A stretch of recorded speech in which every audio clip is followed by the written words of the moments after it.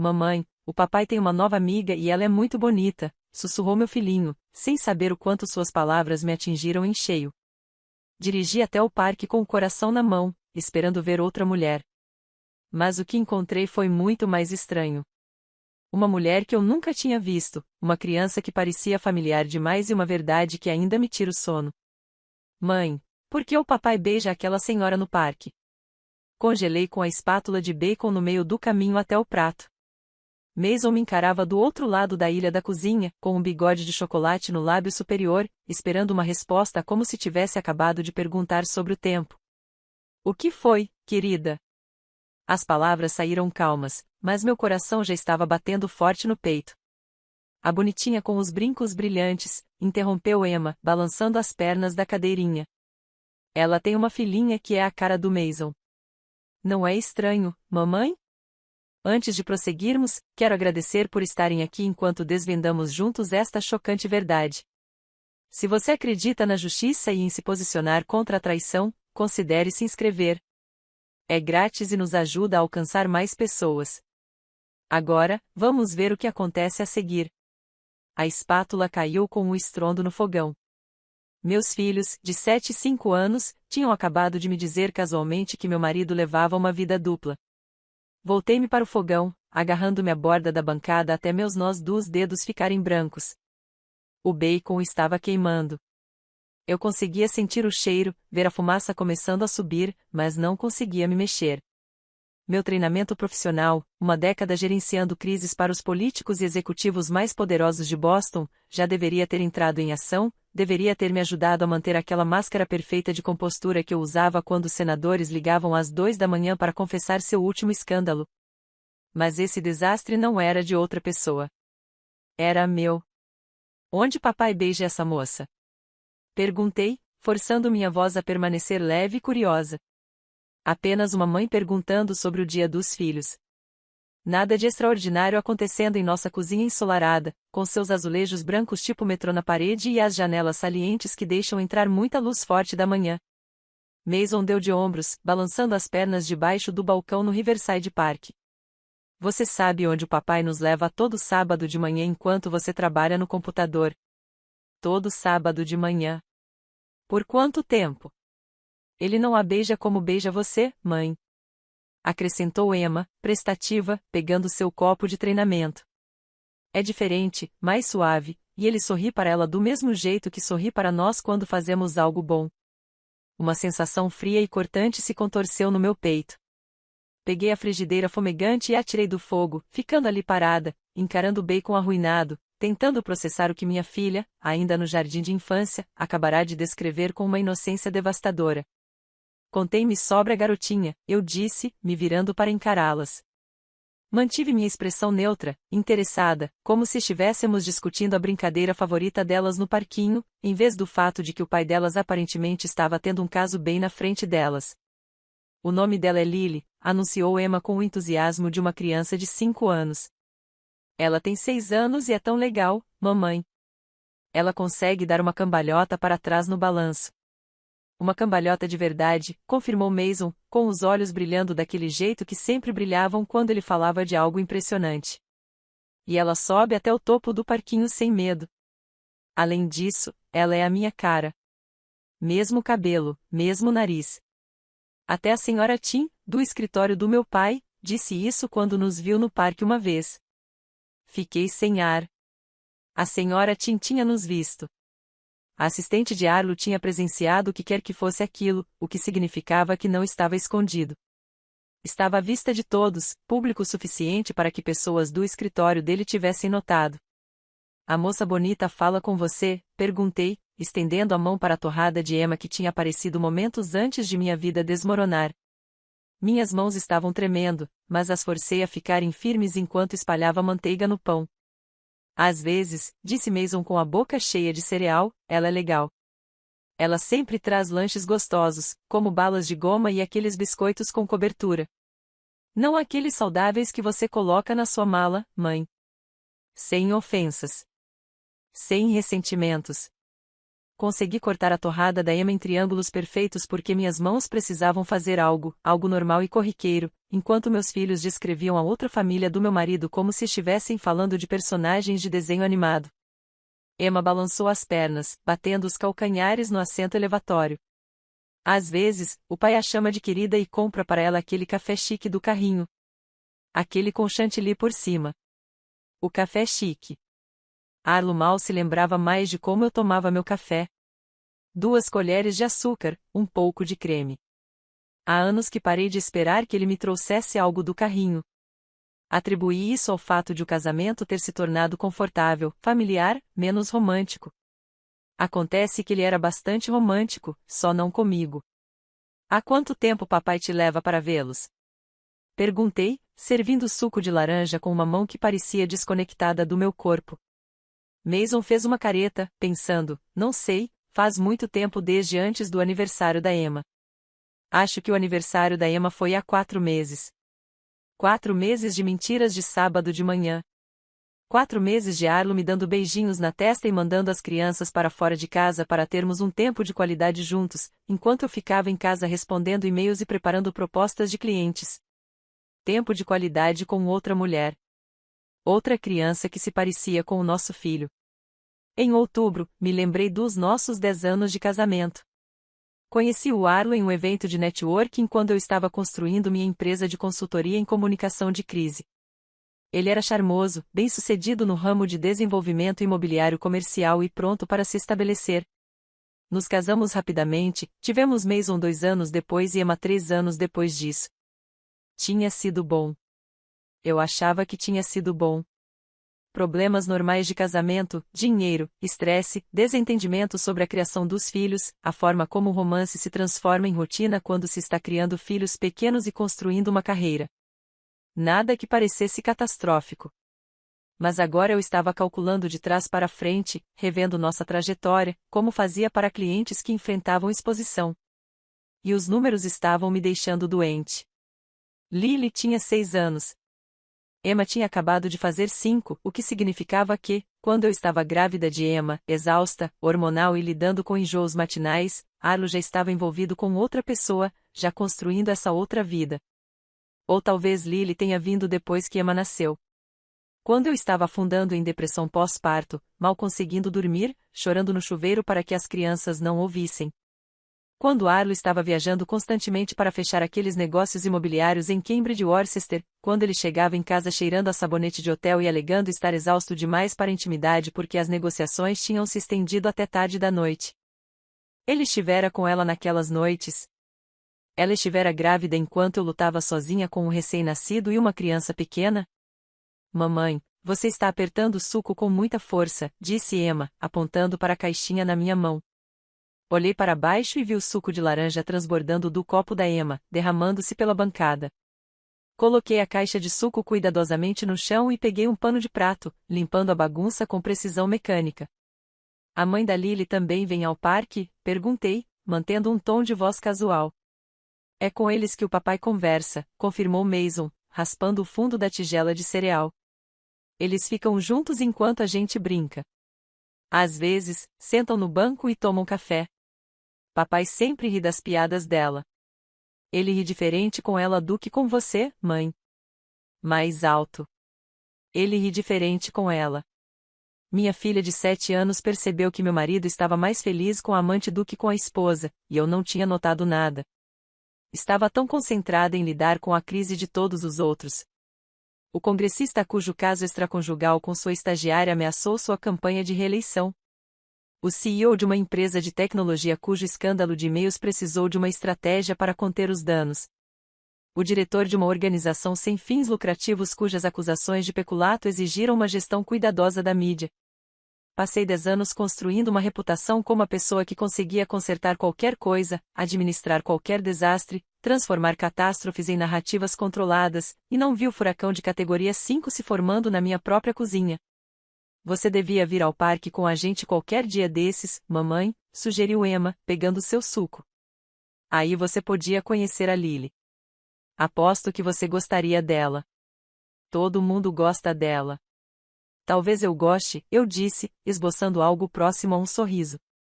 Que bom, querida.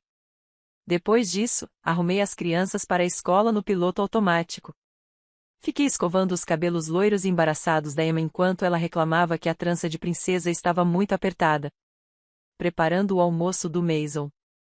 Sanduíche de peru. Fatias de maçã. Queijo em palitos. As cenouras que ele trocaria com seu amigo Brandon. Encontrar o livro da biblioteca da Emma que vencia hoje. Assinar a autorização para a excursão da turma do Mason ao Museu de Ciências. Todas as tarefas normais de uma manhã de terça-feira que as mães fazem enquanto minha mente fervilhava de cenários e possibilidades como se eu estivesse me preparando para uma apresentação para um cliente. Um caso extraconjugal era devastador. Mas um caso com uma criança que não era um momento de fraqueza ou uma aventura passageira da crise da meia-idade, mas sim uma segunda vida, uma família paralela, uma decepção sistemática que exigia planejamento, coordenação e recursos financeiros que eu nem sabia que o Arlo estava gastando. De onde vinha o dinheiro? Da nossa conta conjunta, que eu mal monitorava porque confiava nele para cuidar das finanças enquanto eu me concentrava nos meus clientes exigentes. Será que ele estava desviando nossas economias para sustentar essa outra mulher e a filha dela enquanto eu pagava a hipoteca e as contas do supermercado? O ônibus escolar chegou pontualmente às 8h15, como sempre. Dei um beijo de despedida em Mason e Emma, observei-os subir os degraus com suas mochilas enormes e acenei até o ônibus virar a esquina na Avenida Commonwealth. A senhora Patterson, da casa ao lado, me cumprimentou alegremente por cima da cerca viva, lembrando-me que o clube do livro era na quinta-feira e perguntando se eu ainda queria levar minhas tortinhas de limão. Com certeza. Liguei de volta com a voz animada e firme, ansiosa pelo que viria. Regra número 1 do gerenciamento de crises. Nunca deixe que te vejam sangrando. De volta para dentro. Atravessei nosso prédio de tijolos como se o estivesse vendo pela primeira vez. A sala de estar onde discutíamos se o sofá modular era grande demais para o espaço. A mesa de jantar onde jantávamos aos domingos e comemorávamos aniversários. As fotos emolduradas que enfeitam o corredor. Nosso dia de casamento. Mason recém-nascido. O primeiro aniversário da Emma no Natal passado, com roupas combinando e sorrisos forçados. Será que alguma coisa daquilo era real?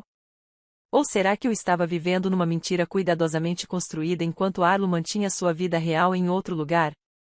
Meu celular vibrou na bancada da cozinha. O nome da minha irmã Eve apareceu na tela. Era a ligação de terça-feira de manhã para saber como ela estava, uma tradição desde que seu tratamento contra o câncer terminou, 3 anos atrás. Eu fiquei olhando para o telefone, com o polegar pairando sobre o botão de atender. Eu poderia dizer a ela que Eve ficaria furiosa em meu nome, que viria imediatamente com vinho e uma raiva fraternal contagiante. Ela me ajudaria a planejar o que quer que viesse a seguir. Mas se eu dissesse em voz alta, Arlo tem outro filho, então não teria como voltar atrás.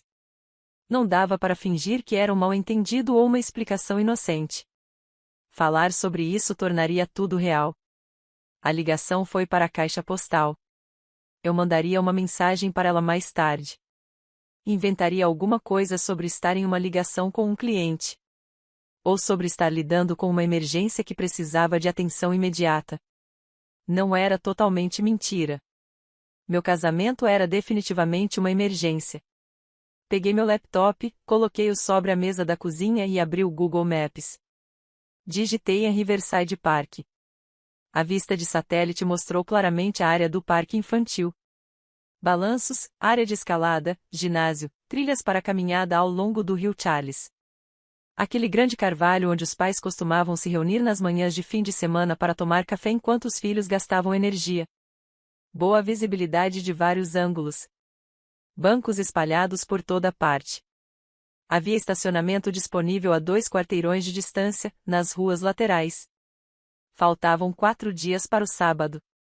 4 dias para planejar, para me preparar, para decidir exatamente como eu queria lidar com o momento em que deixaria de ser a esposa desatenta e me tornaria algo completamente diferente.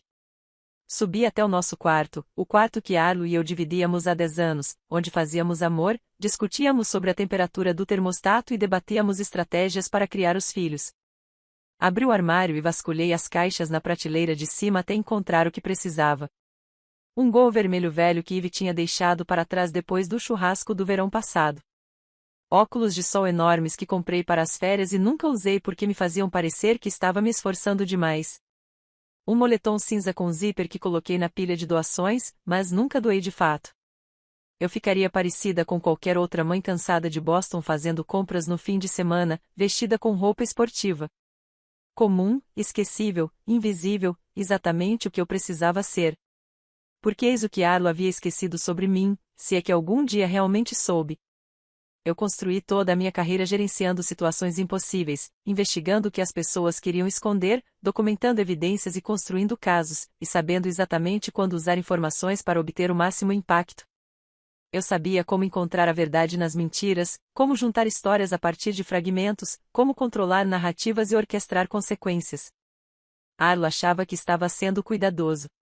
Rotinas de exercícios físicos aos sábados de manhã como disfarce, levando as crianças junto para parecer inocente, provavelmente dizendo a essa mulher que eu estava ocupada demais com o trabalho para me juntar a eles, me pintando como a esposa obcecada pela carreira que negligenciava a família. Mas ele cometeu um erro crucial. Transformou nossos filhos em seus álibis. E as crianças são abençoadas. Diga a verdade. Mason e Emma me contaram tudo. O local, o horário, a aparência da mulher, até mesmo o nome e a idade da outra criança. Lily, de 6 anos, era a cópia exata de Mason. Meu celular vibrou com um e-mail de trabalho. Um cliente precisava de uma reunião estratégica de emergência sobre uma denúncia de assédio que acabará de se tornar pública.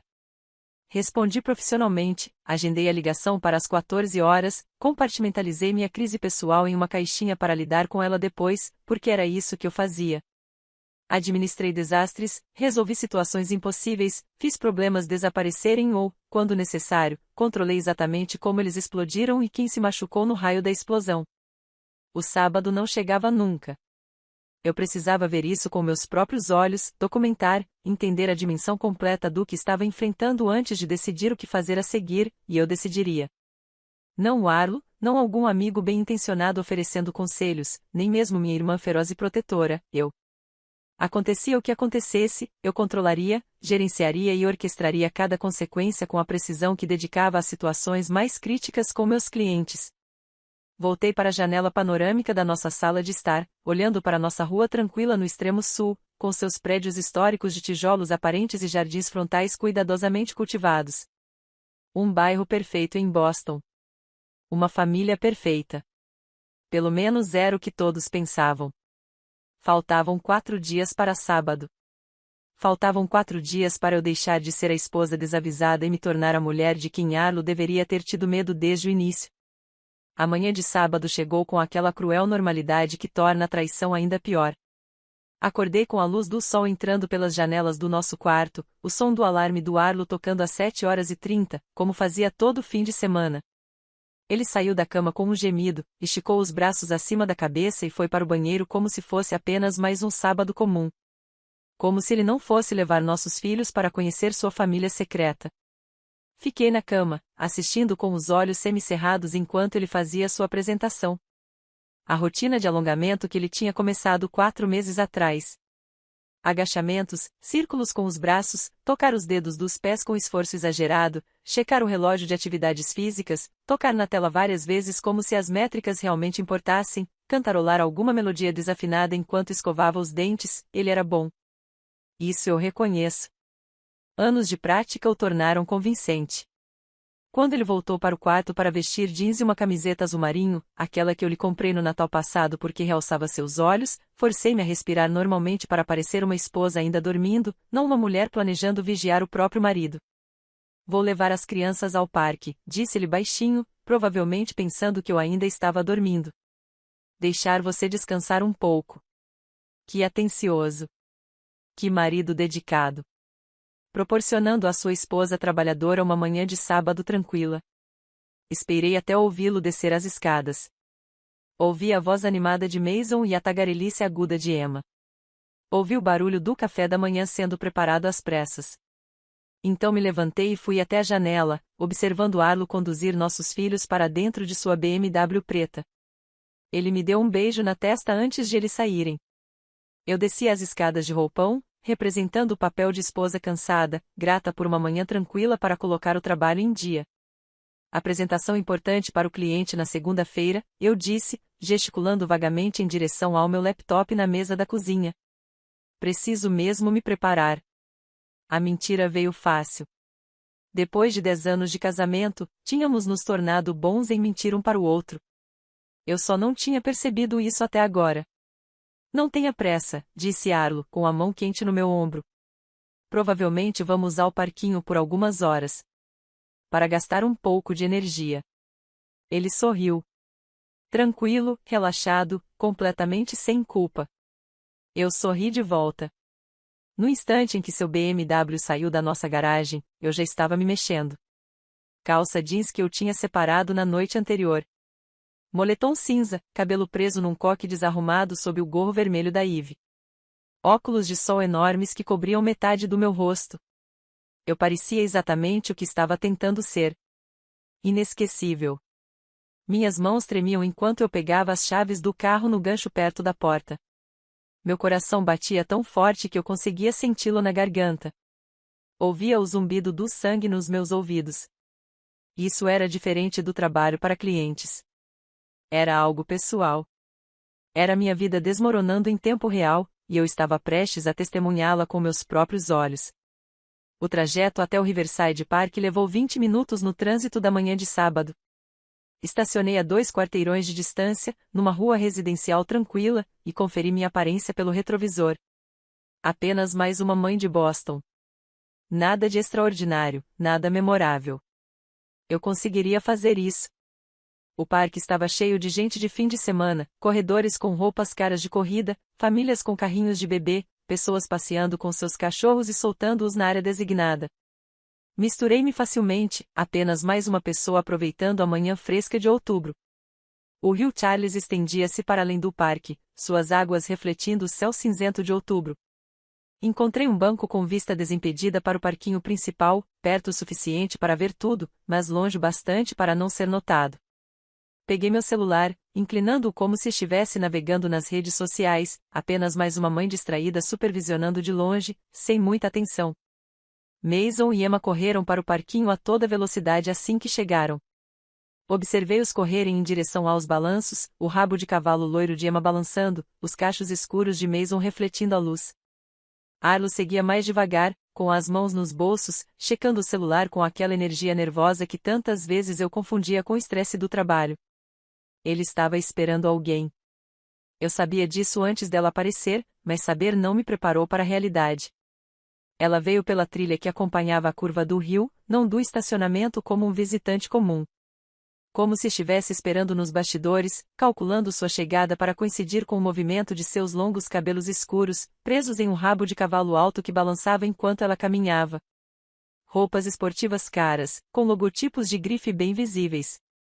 Calças legging da Lululemon, uma jaqueta Nike justa que provavelmente custou mais do que toda a minha roupa. Óculos de sol grandes apesar do céu nublado. E segurando sua mão, pulando para acompanhar seu passo mais largo, estava uma menininha que me deixou sem fôlego. Mason não estava exagerando. Aquela criança era a cara do meu filho. Os mesmos cachos escuros, o mesmo nariz, a mesma covinha característica na bochecha esquerda. A semelhança era tão grande que chegava a ser assustadora, como olhar para uma foto do Mason aos 6 anos de idade. Só que desta vez era uma menina com uma jaqueta rosa e tênis brilhantes. Lily. Ela se desvencilhou da mulher e correu direto para Arlo, de braços abertos, chamando algo que eu não conseguia ouvir a essa distância. Ele se abaixou e a envolveu num abraço que parecia ensaiado, familiar, natural, do mesmo jeito que abraçava Mason e Emma. O mesmo carinho, o mesmo calor. Meu dedo encontrou o botão da câmera do meu celular. Comecei a tirar fotos, rápida e compulsivamente, dando zoom ao máximo que a lente permitia. A mão de Arlo na cabeça de Lily, bagunçando seus cachos. A mulher se aproximou sorrindo, com 2 xícaras de café nas mãos. O jeito como Arlo aceitou uma delas com um aceno de agradecimento, o café chique que Emma havia mencionado, com chantilly por cima. Tirei mais fotos da mulher, cujo nome eu ainda não sabia, mas que logo estaria ao lado de Arlo. Eles não estavam se tocando, mas o espaço entre eles era íntimo, confortável. A linguagem corporal de pessoas que se conheciam bem, que já haviam estado assim muitas vezes antes. Lily correu para se juntar a Mason e Emma no parquinho. Observei meus 3 filhos brincando juntos, um detalhe tão surreal que precisei piscar várias vezes para ter certeza de que não estava imaginando coisas. Eles se moviam uns ao redor dos outros com uma familiaridade natural. Mason ajudou Lily a alcançar um nível mais alto. Emma mostrou-lhe algo no chão, provavelmente um inseto ou uma pedra interessante, conhecendo a Emma. Elas eram amigas, amigas de verdade, que se viam com frequência suficiente para terem desenvolvido rotinas e piadas internas. E eu não fazia a mínima ideia. Arlo e a mulher se mudaram para um banco próximo.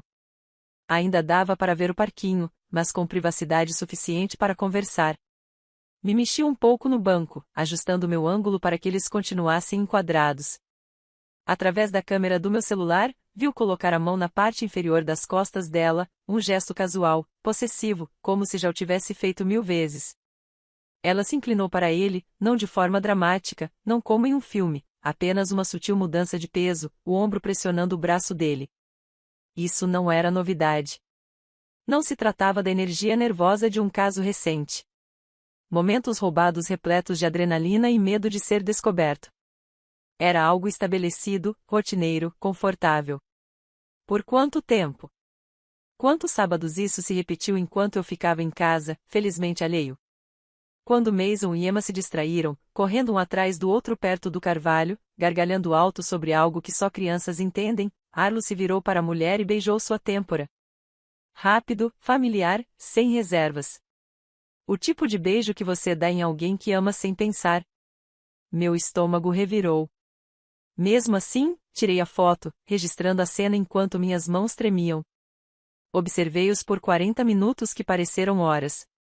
Vi Arlo empurrar Lily no balanço com a mesma atenção cuidadosa que dedicava a Emma. Observei-o rir de algo que a mulher disse, aquela risada alta e genuína que Mason havia notado, a mesma que ele não dava mais comigo. Observei as 3 crianças brincando juntas como os irmãos que aparentemente eram. Pelo menos nas manhãs de sábado no Parque Riverside, a traição doeu mais do que eu esperava. Não foi apenas Arlo mentindo para mim, construindo essa vida secreta pelas minhas costas. Ele usou nossos filhos como fachada. Envolveu Mason e Emma em seu engano, tornando-os participantes involuntários de seu caso. Que tipo de homem faz isso? Por volta das 10h30, vi Arlo olhar para o relógio. Ele chamou Mason e Emma, que resmungaram em protesto, como crianças fazem quando a diversão está acabando. A mulher se abaixou até a altura de Lily, dizendo algo que fez a menina sentir seriamente. Então Lily deu um abraço de despedida em Arlo. Outro longo e carinhoso abraço antes de voltar para sua mãe. Eles se separaram como se fosse rotina, como se tivessem aperfeiçoado a coreografia de se encontrarem e se separarem sem chamar atenção. Saí antes que Arlo pudesse me ver, obrigando minhas pernas trêmulas a me levarem de volta pelo parque em um ritmo normal. Apenas mais uma mãe terminando sua caminhada matinal. Nada para ver aqui. No meu carro, a 2 quarteirões de distância, fiquei agarrada ao volante por 10 minutos antes de finalmente confiar em mim mesma para dirigir. As fotos no meu celular contam toda a história. A mão de Arlo nas costas dela, o jeito como Lily olhava com evidente carinho, a linguagem corporal confortável de pessoas que se conheciam há anos e anos. Forcei-me a respirar lenta e deliberadamente. Inspirar pelo nariz, expirar pela boca. Treinamento em gestão de crises. Avaliar os danos. Catalogar as evidências. Planejei a resposta. Mas este não era um escândalo de outra pessoa. Era meu, e todo o treinamento profissional do mundo não conseguiu conter as lágrimas que finalmente vieram, quentes, furiosas e devastadoras. Me permiti chorar por exatamente 10 minutos. Depois, enxuguei o rosto com guardanapos de fast food que encontrei no porta-luvas, retoquei o rímel borrado no retrovisor e dirigi para casa. Quando cheguei em casa, parecia normal, serena, como se tivesse passado a manhã trabalhando naquela apresentação inexistente para o cliente, em vez de assistir ao meu casamento desmoronar em um parque público. Tranquei-me no quarto e abri o laptop. O rosto da mulher estava nítido em várias fotos. Comecei com buscas reversas de imagens, abrindo mecanismos de busca e digitando as imagens com as mãos trêmulas. Nada apareceu de imediato. Ela não era uma figura pública. Não tinha fotos marcadas nas redes sociais, mas eu tinha outras ferramentas. Registros de imóveis, cadastros comerciais, buscas no LinkedIn usando Boston OEM Design de interiores, e faixa etária aproximada. Eu era boa nisso. Encontrar informações que as pessoas queriam esconder era literalmente o meu trabalho. Em menos de uma hora, eu já tinha um nome. Vanessa Maro, 34 anos, designer de interiores com seu próprio pequeno escritório em Cambridge. Encontrei o site da empresa dela, que exibia salas de estar elegantes e cozinhas modernas, depoimentos entusiasmados de clientes, uma imagem profissional cuidadosamente construída, nenhuma menção ao marido, nenhuma foto de Lily, o que fazia sentido, provavelmente por motivos de segurança, já que ela mantinha a filha fora das redes sociais. Não havia nenhuma conexão visível com o sistema Arlo, o que significava que eles tinham sido cuidadosos. Inteligentes, mas não o suficiente. Ouvi o BMW entrar na garagem por volta do meio-dia. Ouvi a porta da frente abrir. As vozes de Mason e Emma tagarelavam sobre o parquinho, sobre o salto mortal da Lily, sobre o carrinho de café chique que o papai comprou. Fechei meu laptop e desci as escadas, tentando disfarçar minha expressão facial para parecer o mais normal possível. Arlo estava ajudando Emma a tirar o casaco na entrada. Mason já tinha tirado os sapatos e estava indo em direção à TV. Como foi o parque? Perguntei, encostada no batente da porta da cozinha. Arlo olhou para cima, sorrindo. Tranquilo, relaxado, completamente livre de culpa. Crianças ótimas, se divertiram muito. Que bela manhã. Mentira. Isso é maravilhoso, eu disse, retribuindo o sorriso. Fico feliz que todos tenham se divertido. Eu também me saí bem na apresentação. 10 anos gerenciando crises me ensinaram a manter a compostura perfeita enquanto tudo desmoronava por dentro. Arlo não fazia ideia do que eu tinha visto, do que eu sabia, do que estava por vir. E, por ora, eu o deixaria continuar pensando que estava seguro. O domingo se arrastou com aquele tipo de normalidade sufocante que faz você questionar a própria sanidade. Arlo fez panquecas para o café da manhã. Sua especialidade de fim de semana, com gotas de chocolate em formato de carinhas sorridentes para as crianças. Fomos à feira de produtores à tarde. Mason e Emma corriam entre as barracas enquanto Arlo segurava minha mão como se ainda fossemos o casal dos nossos cartões de Natal. Ele era tão bom nisso, tão experiente. Eu observava escolher maçãs e brincar com o vendedor, e me perguntava se era assim que se sentia enlouquecer. Saber a verdade enquanto todos ao seu redor mentiam. Quando chegamos em casa e ele acalmou as crianças com um filme, alegando que precisava adiantar o trabalho em seu escritório em casa, eu estava vibrando com a necessidade de saber mais para entender a dimensão completa do que eu havia testemunhado no Riverside Park. Esperei até ouvir a porta do escritório dele fechar, o clique do teclado ligando. Então, levei meu laptop para o nosso quarto e tranquei a porta. A presença digital de Vanessa Morrow era discreta, mas não invisível. Seu negócio de design de interiores tinha um site profissional que exibia salas de estar elegantes e cozinhas modernas. O Instagram dela era público. Lindas fotos do seu trabalho. Postagens ocasionais sobre seu estilo de vida, como café da manhã e gratidão. Nenhuma foto da Lily, o que eu entendi. Alguns pais mantiveram seus filhos offline por segurança. Nenhuma foto do Arlo também. Nenhum indício de um relacionamento. Eles tinham sido espertos quanto a isso. Mas esperto não era o mesmo que invisível. Consultei os registros de imóveis de Cambridge. Pesquisando pelo nome dela, encontrei o apartamento no Porter Square, um prédio reformado perto da estação de metrô Tá. O tipo de lugar pelo qual jovens profissionais pagavam preços altíssimos. Data da compra: novembro de 2017. Há 7 anos, minhas mãos congelaram no teclado. Não foram 4 meses, nem mesmo 2 anos. 7 anos disso. 7 anos de engano sistemático. E lá, enterrado nos documentos do imóvel, estava o nome de Arlo, co-signatário da hipoteca.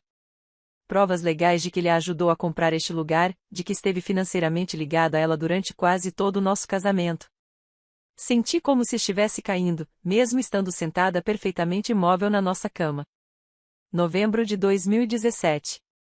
Isso aconteceu 2 meses depois de eu ter engravidado da Emma. 2 meses depois de termos comemorado com champanhe e ligado para nossas famílias com a feliz notícia. Enquanto eu lidava com o cansaço do primeiro trimestre e os enjoos matinais, o Arlo estava assinando os papéis da hipoteca da casa de outra mulher. Forcei-me a continuar investigando. Nossos extratos bancários estavam armazenados em uma pasta compartilhada que Arlo havia criado anos atrás. Acesso conveniente para nós dois, embora eu raramente os consultasse. Ele cuidava das finanças. Eu confiei nele. Que burrice! Eu fui tão estúpida. Abri primeiro os extratos dos últimos 6 meses, percorrendo as cobranças familiares. Supermercados, postos de gasolina, mensalidades escolares das crianças, e tudo acontece como um relógio. Boston Consulting Group, contrato mensal, $2.000. O mesmo valor todos os meses. Ao rolar a página até onde consegui encontrar, acessei extratos antigos. Há 2 anos, 3 anos, eram $2.000 todos os meses durante anos. Peguei meu telefone e liguei para o registro comercial de Massachusetts usando o sistema automatizado fora do horário comercial. Digitei o nome da empresa e esperei enquanto o sistema fazia a busca. Não foi encontrada nenhuma entidade comercial com esse nome. O Boston Consulting Group não existiu. Era uma empresa fictícia. Uma empresa de fachada que Arlo criou para esconder o que realmente estava fazendo. Desviando nosso dinheiro para Vanessa. $2.000 por mês durante 7 anos? Fiz as contas rapidamente. Meu cérebro, pronto para lidar com a crise, fazia contas enquanto meu coração se despedaçava. $168.000. Quase $200.000 do nosso dinheiro foram para sustentar a outra família dele, enquanto eu controlava cuidadosamente as despesas da casa, recortava cupons e me preocupava se teríamos dinheiro para restaurar o piso de madeira. A dimensão do engano foi impressionante. Não se tratava apenas de um caso extraconjugal. Era uma fraude financeira sistemática, escondida à vista de todos, porque ele contava com o fato de eu estar ocupada demais, confiante demais, focada demais na minha carreira exigente para analisar nossas contas com atenção. Em seguida, abri nossos álbuns de fotos, os digitais que estavam salvos na nuvem. Comecei a percorrer os anos de momentos felizes registrados, férias em família, festas de aniversário, fotos de feriados. E lá estava o nascimento da Emma. Outubro de 2019. Lembro-me daquele momento com muita clareza. Um parto difícil que terminou em uma situação de emergência. Semanas de recuperação, meses de exaustão pós-parto. Arlo tinha sido um apoio, mas distante, viajando a trabalho mais do que o habitual naquele inverno, ou pelo menos era o que lhe dizia. Continuei rolando a tela. O 3º aniversário do Mason em 2018, a festa de dinossauros que eu planejei por semanas. Nossa viagem de aniversário para Vermont em 2017, aquele fim de semana romântico antes do nascimento da Emma. Ficamos em uma pousada, fizemos trilhas nas montanhas, conversamos sobre o nosso futuro e sobre como éramos sortudos. 2 meses depois, ele comprou um apartamento para Vanessa. Se Lily tinha 6 anos agora, ela teria nascido em 2018. Peguei um calendário e comecei a contar de trás para frente. A gravidez está no 9º mês, o que significa que Vanessa teria engravidado por volta de... Minha visão ficou turva. Dezembro de 2017. Janeiro de 2018. Eu estava grávida da Emma, lidando com o cansaço do 2º trimestre, comprando móveis para o bebê, preparando o ninho, e o Arlo estava engravidando outra mulher. 2 bebês, 2 famílias, 2 vidas completamente separadas seguindo em paralelo. Enquanto eu estava grávida da nossa filha, Vanessa estava grávida da outra filha dele. Ele alguma vez nos confundiu? Esqueça qual gravidez ele deveria estar comemorando, qual quarto de bebê ele deveria ajudar a pintar. As fotos ficaram borradas diante de mim. Tive vontade de atirar o laptop do outro lado do quarto e vê-lo se estilhaçar contra o nosso papel de parede caro. Em vez disso, fechei-o com cuidado e fiquei sentada ali, no silêncio do nosso quarto, ouvindo o teclado do Arlo no escritório dele, no final do corredor. Ele não fazia ideia de que eu sabia. Não fazia ideia de que seu cuidadoso plano de 7 anos estava se desfazendo porque nosso filho havia feito uma pergunta inocente durante o café da manhã. Meu celular vibrou no criado mudo. O nome de Eve apareceu na tela. Era uma mensagem dela perguntando se eu queria tomar um café na segunda de manhã. Fiquei olhando para a mensagem. O rosto da minha irmã preencheu minha mente. Intensa, protetora, a pessoa que sempre me apoiou. Eu precisava conversar com alguém. Precisava dizer tudo isso em voz alta antes que me consumisse. Mas ainda não. Primeiro, eu precisava entender tudo. Precisava saber exatamente com o que estava lidando antes de decidir o que fazer em seguida. Respondi por mensagem: não posso amanhã. Estou atolado de trabalho com clientes. Talvez na próxima semana. A mentira saía com facilidade agora. Eu estava ficando bom nisso. Na manhã de segunda-feira, acordei com uma clareza absoluta. Daquelas que surgem depois de uma noite em claro encarando o teto, repassando cenários e possibilidades. Passei 10 anos construindo uma carreira ajudando pessoas poderosas a lidar com seus piores momentos. Políticos envolvidos em escândalos, executivos expostos. Eu havia acumulado favores, contatos, influência. Agora era a hora de usá-los. Esperei até Arlo sair para o trabalho e as crianças entrarem no ônibus escolar. Então liguei para Rebecca Vaughan. Rebecca era a melhor advogada de divórcio em Massachusetts, o tipo de advogada que outros advogados recomendavam quando as coisas se complicavam. Ela também era alguém que me devia um favor. 2 anos atrás, a campanha para o Congresso do marido dela quase desmoronou por causa de um escândalo de lobby. Eu gerenciei a crise, controlei a narrativa e salvei a carreira dele. Ela atendeu ao primeiro toque. Juniper Hartley. A que devo a honra. Sua voz era calorosa, profissional e eficiente. Rebecca não perdeu tempo com conversa fiada. Preciso de uma consulta, eu disse. Hoje, entrada privativa. Discrição absoluta. A pausa que se seguiu me disse que ela entendeu imediatamente. Rebecca já atuava na área de direito de família há tempo suficiente para reconhecer o tom de uma esposa que descobrisse algo devastador. Às 14 horas, disse ela. Vou liberar minha agenda. Entrei pela garagem, o elevador leva direto ao meu andar. Passei as próximas 3 horas compilando tudo em uma apresentação que impressionaria até os clientes mais exigentes. Registros de propriedade mostrando a compra do apartamento em Cambridge com o nome de Arlo nos documentos. Extratos bancários destacando as cobranças falsas da empresa de consultoria. Capturas de tela das transferências que remontam a 7 anos. As fotos do Riverside Park com data e hora registradas e geolocalizadas. Uma análise cronológica mostrando a sobreposição entre minha gravidez com Emma e o que deve ter sido a gravidez de Vanessa com Lily. Quando entrei no escritório de Rebecca com vista para o Boston Common, eu já tinha um dossiê que poderia ser usado no tribunal amanhã. O escritório de Rebecca era exatamente o que se esperaria de alguém no topo da sua área, janelas do chão ao teto, móveis caros que conseguiam ser ao mesmo tempo confortáveis e intimidantes. As paredes estavam repletas de livros de direito e diplomas emoldurados. Ela se levantou quando entrei, estendendo a mão. Juniper, que bom te ver, embora eu lamente as circunstâncias. Obrigada por sempre arranjar tempo para você, mesmo com tão pouco aviso prévio. Ela apontou para as cadeiras de couro dispostas ao redor de uma pequena mesa de conferência. Mostre-me o que você tem. Expus tudo com a precisão clínica que dedicava aos meus casos mais importantes. Comecei com a revelação inocente das crianças, passei pela minha vigilância no parque, por fim, apresentei as provas financeiras e os registros de propriedade. Rebecca ouviu sem interromper, lendo a documentação que eu havia espalhado sobre a mesa. Sua expressão permaneceu profissionalmente neutra durante os primeiros minutos, depois mudou para algo mais duro. Tarper. Quando terminei, ela tirou os óculos de leitura e olhou para mim com uma intensidade que me lembrou porque ela tinha aquela reputação. Isto é extraordinário, disse ela finalmente. Juniper, eu exerço a advocacia de família há 28 anos. Já vi muita infidelidade, muitos bens ocultos, muita decepção.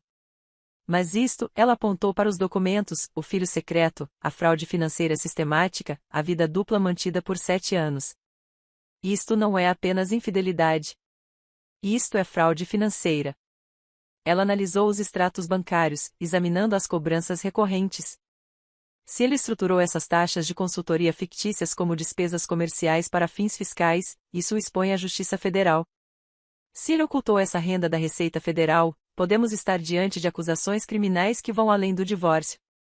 Não quero que ele vá para a prisão, disse eu com cautela. Quero ter poder de barganha. O sorriso de Rebeca era afiado como vidro. Então você está no lugar certo. Com essa documentação, podemos negociar termos que normalmente levariam anos. Guarda total. Nenhum juiz concederá direito de visita significativo a um pai que usou os filhos como fachada para um caso extraconjugal.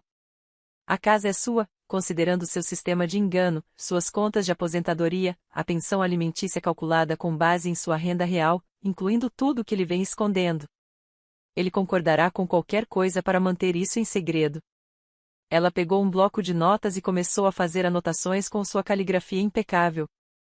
Primeiro, entraremos com um pedido de medidas cautelares de emergência. Uso exclusivo da residência conjugal, declaração imediata de bens, visitas supervisionadas. Em seguida, abordaremos a fraude financeira. Passamos a hora seguinte traçando a estratégia. Rebeca fez perguntas incisivas sobre nossos ativos, os negócios da Arlo e se eu queria que o caso se tornasse público ou fosse tratado discretamente. Respondi a tudo, sentindo aquela estranha leveza que vem com a tomada de atitude após dias de raiva impotente. Quando saí do escritório dela, eu tinha um plano, não apenas para o divórcio, mas para o completo desmantelamento de tudo que Arlo havia construído sobre mentiras. A caminhada de volta para o meu carro foi diferente. O ar de outubro parecia mais fresco, a cidade mais nítida e vibrante. Eu não era mais uma vítima. Eu era uma estrategista com documentação, representação legal e uma década de experiência em gestão de crises. Arlo não fazia ideia do que estava por vir. E eu pretendia que continuasse assim até o momento exato em que estivesse pronto para atacar. Passei a noite de segunda-feira e toda a terça-feira planejando. Rebeca não tinha apenas a estratégia jurídica sob controle. Tratava-se do confronto em si. Do momento em que Arlo perceberia que sua mentira meticulosamente construída ao longo de 7 anos havia desmoronado. Em gestão de crises, o timing é tudo. Não se expõe um escândalo durante um período de poucas notícias, quando ele dominará as manchetes. Não se ataca de surpresa alguém quando essa pessoa está preparada para se defender. Você espera o momento perfeito, quando eles baixam a guarda, quando se sentem seguros. Na terça-noite, preparei a refeição favorita do Arlo: salmão grelhado com crosta de ervas, legumes assados com redução de balsâmico e purê de batatas com alho feito em casa. Arrumei a mesa de jantar com nossa melhor porcelana, o conjunto que ganhamos de presente de casamento e que só usávamos no dia de ação de graças e no Natal, guardanapos de linho, velas nos castiçais de prata que a mãe dele nos dera, uma garrafa de Cabernet da adega, daquele tipo caro que o Arlo guardava para ocasiões especiais. Todo o espetáculo. Eu também estava bem vestida. Nada exagerado, apenas o vestido envelope azul marinho que ele sempre gostou. Maquiagem discreta, cabelo solto do jeito que ele preferia. Eu parecia uma esposa tentando se reconectar com o marido. Jantar romântico, tempo de qualidade. Quando Arlo chegou do trabalho às 18h30, parou na porta da sala de jantar, pasta ainda na mão, com uma expressão confusa no rosto. Qual é a ocasião? Perguntou, largando a pasta e aproximando-se de mim com cautela. Depois de acender a última vela, me virei, sorrindo. Será que não posso preparar um jantar gostoso para o meu marido? Ele relaxou visivelmente, a tensão deixando seus ombros. Você me deu um beijo na bochecha. O gesto me deu arrepios, mas continuei sorrindo. Você tem trabalhado tanto ultimamente. Achei que poderíamos aproveitar uma noite agradável juntos. Que gentileza da sua parte, Vivi. Ele afrouxou a gravata, parecendo genuinamente satisfeito. Deixa eu lavar a louça. Calculei tudo perfeitamente.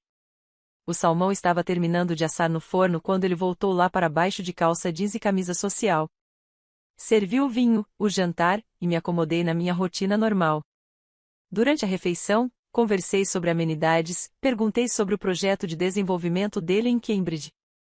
A ironia não me passou despercebida. Mencionei o próximo projeto escolar de Mason e falei sobre a obsessão de Emma por contos de fadas. Nada importante, nada que pudesse levantar suspeitas. Deixei que ele bebesse quase toda a garrafa de vinho. Relaxa. As pessoas cometem erros. Suas defesas são mais baixas. Elas se esquecem de ter cuidado. Depois do prato principal, enquanto Arlo se servia mais purê de batatas, mencionei casualmente, como se estivesse falando de planos para o fim de semana. Tenho pensado naquela proposta de emprego da empresa de Seattle, a Equity Partnership. Estou considerando aceitá-la. O garfo de Arlo parou a meio caminho da sua boca. Observei atentamente o seu rosto, catalogando cada microexpressão. Surpresa, depois cálculo, e por fim, inegavelmente alívio. Ele já estava pensando em como isso poderia funcionar para ele. Como minha mudança para o outro lado do país resolveria seu problema de sustentar duas famílias na mesma cidade, Seattle. Ele pousou o garfo, tentando parecer preocupado em vez de esperançoso. Mas toda a sua base de clientes está aqui. Você passou 10 anos construindo essas conexões. Eu posso construir novas conexões, um novo começo, sabe? Enchi novamente sua taça de vinho, observando o líquido vermelho escuro refletir na luz da vela. As crianças se adaptariam. Novas escolas, novas oportunidades. Poderíamos ser realocados até a primavera. Vi isso ser registrado. Depois, veio o UI. Seu alívio se misturou à confusão. Claro, continuei a mexer nos legumes do meu prato com uma casualidade estudada. Precisaríamos discutir a logística, os acordos de custódia, a divisão de bens, tudo isso. O garfo bateu com força no prato dele. Acordos de custódia.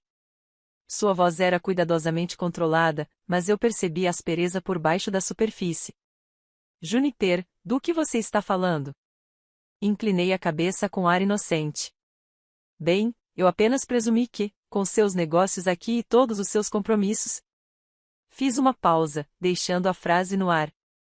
Todos os seus compromissos de sábado no Riverside Park. A cor sumiu do rosto de Arlo tão rápido que me perguntei se ele não ia desmaiar. Sua mão agarrou a borda da mesa, os nós dos dedos ficando brancos. Que compromissos de sábado? Mas sua voz vacilou, traindo-o. Aterrissei o garfo com cuidado deliberado. Deixei o silêncio prolongar-se por 3 tempos. Pelo Riverside Park, disse finalmente. Vanessa Morrow e Lily. A taça de vinho escorregou da mão de Arlo como se seus dedos tivessem esquecido como segurar objetos. Vinho tinto se espalhou pela nossa toalha de mesa branca, formando uma mancha que se expandia e que era exatamente o que parecia. Evidências de algo arruinado irreparavelmente. A boca de Arlo abriu e fechou. Nenhum som saiu. Observei-o tentar formular palavras, explicações, negações. Observei seu cérebro de advogado se esforçar para encontrar a resposta certa. Levantei-me e caminhei até o aparador onde havia estrategicamente colocado meu laptop antes do jantar. Trouxe-o de volta para a mesa e abriu, girando a tela para que pudesse ver as fotos de sábado. Arlo com a mão nas costas de Vanessa. Lily abraçando-o. O beijo na têmpora. As 3 crianças brincando juntas. Que criança linda, aliás, comentei casualmente. Ela tem os seus olhos e o nariz do Mason. A semelhança é realmente impressionante. Engraçado como a genética funciona. Juniper, eu posso explicar. As palavras finalmente vieram. Desesperadas e em pânico. Levantei uma das mãos. Por favor, não faça isso. Já consultei Rebecca Vaughan. Tenho extratos bancários dos últimos 7 anos que comprovam fraude financeira sistemática. Registros de imóveis em seu nome. Fotografias.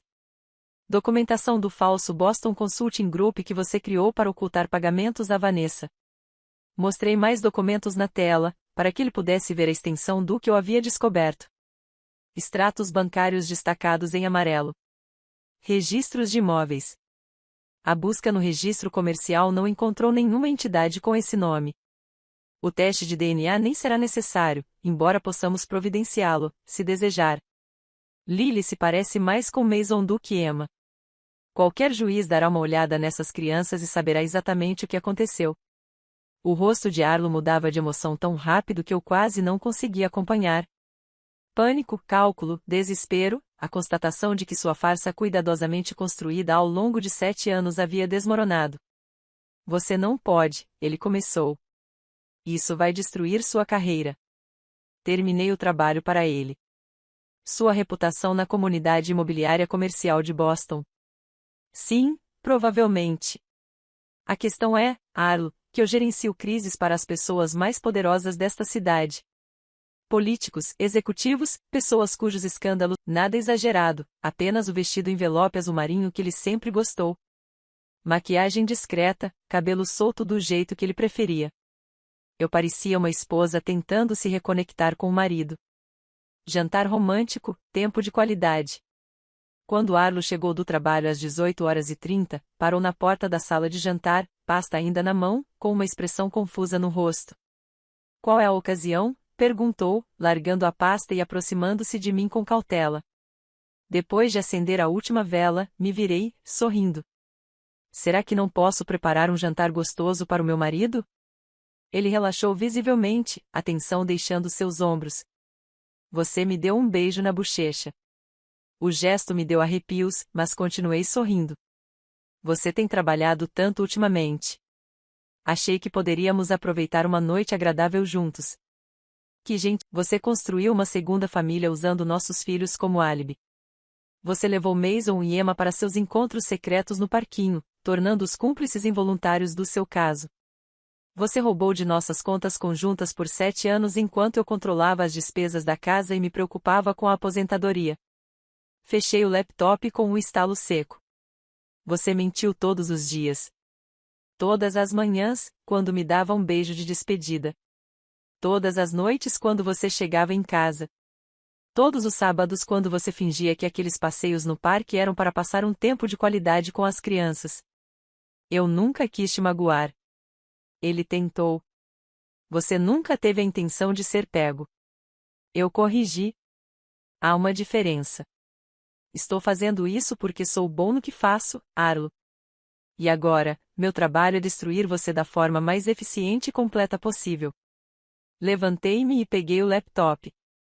O quarto de hóspedes está pronto. Troquei os lençóis esta manhã. Que atencioso da minha parte. Arlo ficou ali sentado, arrasado e confuso, ainda tentando processar a rapidez com que sua vida havia desmoronado.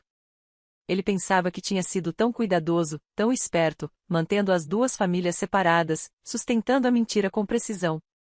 Ele havia esquecido um detalhe crucial. Sua esposa era mais inteligente. O que eu não lhe contei, o que eu estava guardando para o momento perfeito, era a descoberta que eu havia feito naquela tarde. O detalhe que transformou o que era um divórcio em algo que poderia levá-lo à prisão. Depois de sair do escritório de Rebecca, continuei investigando o passado de Vanessa. Encontrei registros da clínica de fertilização onde doei óvulos 7 anos atrás. Na época em que Eve lutava contra o câncer e as contas médicas nos sufocavam, fiz uma doação anônima para ajudar a pagar o tratamento dela. A clínica me garantiu que meu material genético seria destinado a famílias que desejavam desesperadamente ter filhos e que minha identidade permaneceria completamente confidencial. Mas lá estava a assinatura de Arlo nos formulários de autorização. Documentos de consentimento falsificados com meu nome, registros de pagamento mostrando dinheiro sendo trocado com funcionários da clínica que fingiam não ver nada. Ele não tinha apenas tido um filho com outra mulher. Ele usou meu material genético sem meu conhecimento ou consentimento. Roubou meus óvulos. Usou-os para criar Lily com Vanessa. Embora eu não fizesse ideia de nada disso, Lily não era apenas filha de Arlo. Ela era minha também. Biologicamente, geneticamente, minha. Meu DNA. Meu filho criado por um estranho durante 6 anos enquanto eu permanecia completamente alheia. A fraude médica elevou isso a um patamar que vai além do divórcio, além do engano financeiro. Isso foi coerção reprodutiva, roubo de identidade, acusações criminais que poderiam levar Arlo para a prisão federal. Mas eu ainda não tinha mencionado isso. Aquele cartão ainda estava escondido. Em gestão de crises, você nunca revela as provas mais devastadoras até o momento do impacto máximo. Você constrói seu caso peça por peça, deixando seu oponente pensar que compreende a extensão total de sua vulnerabilidade. Então, você o atinge com aquilo que ele jamais imaginou. Observei Arlo cambalear em direção ao quarto de hóspedes, ombros caídos, movendo-se como um homem que acabará de perceber que sua vida havia acabado. Ele achava que entendia o que estava acontecendo. Achava que tudo aquilo tinha a ver com o caso extraconjugal, a fraude financeira, as mentiras sistemáticas. Ele não fazia ideia de que eu não estava apenas acabando com ele. Eu estava acabando com tudo, inclusive com a minha filha. Não consegui dormir naquela noite. Não consegui. Deitei-me na nossa cama, a cama que Arlo e eu partilhávamos há 10 anos, a olhar para o teto enquanto ele se revirava inquieto no quarto de hóspedes no final do corredor. Cada rangido da casa parecia amplificado. Cada som era como uma acusação. Por volta das 3 horas da manhã, desisti de fingir e desci com meu laptop, fiz um café que não bebi, abri novamente os registros da clínica de fertilização e os li com a obsessão que surge quando se sabe que toda a sua realidade mudou. Meus óvulos, meu material genético, retirados sem permissão e usados para criar uma criança cuja existência eu jamais soube. A violação foi tão profunda que me faltaram palavras para descrevê-la. Não se tratava apenas de traição ou infidelidade. Era o roubo de algo fundamental da minha biologia, do meu futuro, das minhas escolhas. Quando o sol nasceu na manhã de quarta-feira, eu já tinha compilado tudo em uma nova pasta. Documentação que transformaria este caso de divórcio em algo que poderia mandar Arlo para a prisão. Encontrei Rebecca em seu escritório às 9 horas, antes do horário marcado para sua consulta. Ela já estava lá, com o café na mão, parecendo tão mal quanto eu. Espalhei os registros da clínica de fertilização sobre a mesa de reuniões dela sem rodeios. Formulários de autorização com assinaturas que deveriam ser minhas, mas não eram. Registros de pagamento mostrando transferências em dinheiro para a equipe da clínica. Documentação médica comprovando a filiação genética de Lily. Metade Arlo, metade eu. Rebecca pegou o primeiro documento, depois o segundo, depois o terceiro. Sua habitual compostura profissional se desfez completamente. Suas mãos tremiam enquanto ela lia as evidências do que Arlo havia feito. Juniper, quem é você? Ela pousou os óculos de leitura, olhando para mim com uma expressão entre admiração e horror. Sou advogada de família há 28 anos. Já vi coisas terríveis, abusos, fraudes, crueldade sistemática, mas nunca vi nada parecido com isto. Ela espalhou os documentos sobre a mesa, estudando cada um com a intensidade concentrada que a tornou lendária. Isto não é apenas coerção reprodutiva. Isso é fraude médica, roubo de identidade, falsificação e, potencialmente, suborno de profissionais da saúde. O risco criminal é enorme. Minha voz saiu mais firme do que eu me sentia. Há 7 anos, minha irmã Ivy lutava contra um câncer. Estava em estágio 3. O tratamento estava nos levando à falência. Doei óvulos para ajudar a cobrir as despesas médicas dela. A clínica me disse que era completamente anônimo, que minha identidade seria protegida e que meu material genético seria destinado a famílias que desejavam desesperadamente ter filhos. Apontei para os formulários de autorização falsificados. Arlo acessou meu prontuário médico, falsificou meu consentimento e subornou funcionários da clínica para que fizessem vista grossa. Ele roubou meus óvulos e os usou para conceber Lily com Vanessa. Enquanto eu não fazia ideia de nada disso, Rebecca já estava anotando tudo com sua caligrafia impecável. Entraremos com um pedido de emergência imediatamente. A filiação biológica prevalece sobre todas as outras considerações de guarda. Lily é legalmente sua filha, independentemente de quem a esteja criando. Ela ergueu o olhar, encontrando o meu. Juniper, isso muda tudo. Não estamos mais falando apenas de divórcio. Estamos falando de acusações criminais que podem mandar Arlo para uma prisão federal por anos.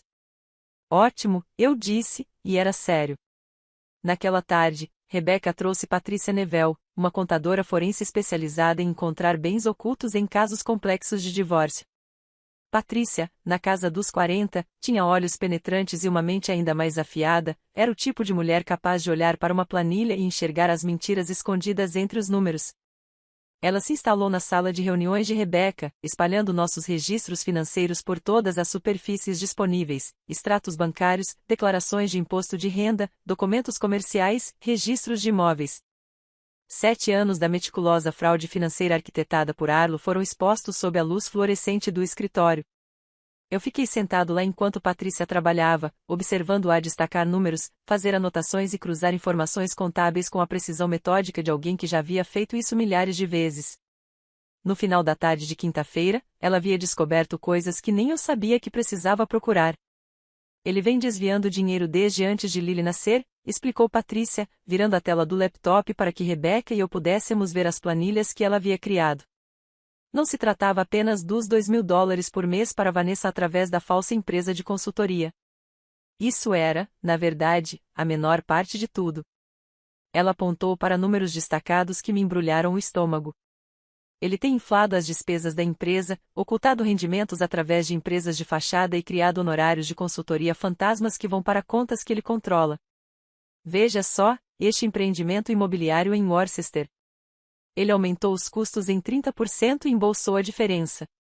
Essa reforma em Cambridge, a mesma coisa. Quanto custou? Perguntou Rebecca, com voz ríspida. Patrícia abriu outra planilha. A melhor estimativa com base no que descobri até agora é de quase $2 milhões ao longo de 7 anos. Talvez mais se eu continuar pesquisando. $2 milhões. Enquanto eu recortava cupons, controlava as despesas da casa e me preocupava se teríamos dinheiro para restaurar o piso de madeira, me senti mal, na verdade, com náuseas. A dimensão do engano de Arlo era tão impressionante que eu não conseguia assimilar completamente. Rebecca e Patrícia trocaram olhares. Aquele tipo de olhar que profissionais trocam quando sabem que algo está prestes a se complicar. Esse nível de fraude tem implicações federais, disse Rebecca com cautela. Evasão fiscal, fraude eletrônica, possivelmente lavagem de dinheiro, dependendo de como ele movimentou o dinheiro. Precisaríamos denunciar às autoridades, à Receita Federal, possivelmente ao FBI. Refleti sobre o que aquilo significava. Investigações criminais, acusações federais, pena de prisão medida em anos, não em meses, um escândalo público que destruiria tudo que Arlo havia construído. Então pensei em Lily, em Mason e Emma, na vida que Arlo havia destruído sistematicamente enquanto fingia ser um marido e pai dedicado. Façam o que for preciso, eu disse a eles. Quero tudo documentado, cada centavo que ele roubou, cada mentira que contou, cada lei que infringiu, tudo. Na tarde de quinta-feira, meu telefone tocou com um número desconhecido. Eu estava sentada no meu carro, do lado de fora do supermercado, encarando uma lista de compras na qual não conseguia me concentrar, quando recebi a ligação. Quase não atendi, mas algo me fez atender. Era Juniper Hartley, uma voz feminina, trêmula e incerta. Aqui é Vanessa Morrow. Por favor, não desligue. Eu fiquei paralisada. De todas as pessoas de quem eu esperava ouvir, Vanessa estava no fim da lista. A outra mulher, a amante, a pessoa que ajudou Arlo a construir sua vida secreta. Estou ouvindo, eu disse, mantendo minha voz cuidadosamente neutra. Houve uma longa pausa. Ouvi sua respiração, ouvi o que parecia ser trânsito ao fundo. Então sua voz falhou. Acabei de receber uma notificação de que você está entrando com um pedido de guarda da Lily. Os documentos dizem que ela é biologicamente sua filha. Juniper, juro por Deus, eu não sabia. Arlo me disse que você tinha concordado com tudo. Apertei o volante com força, meus nós dos dedos ficando brancos. Concordou com o que exatamente? Ele disse que você não conseguiria levar outra gravidez adiante depois da Emma, que tinha sido muito difícil, muito arriscado, mas você queria que ele tivesse mais filhos.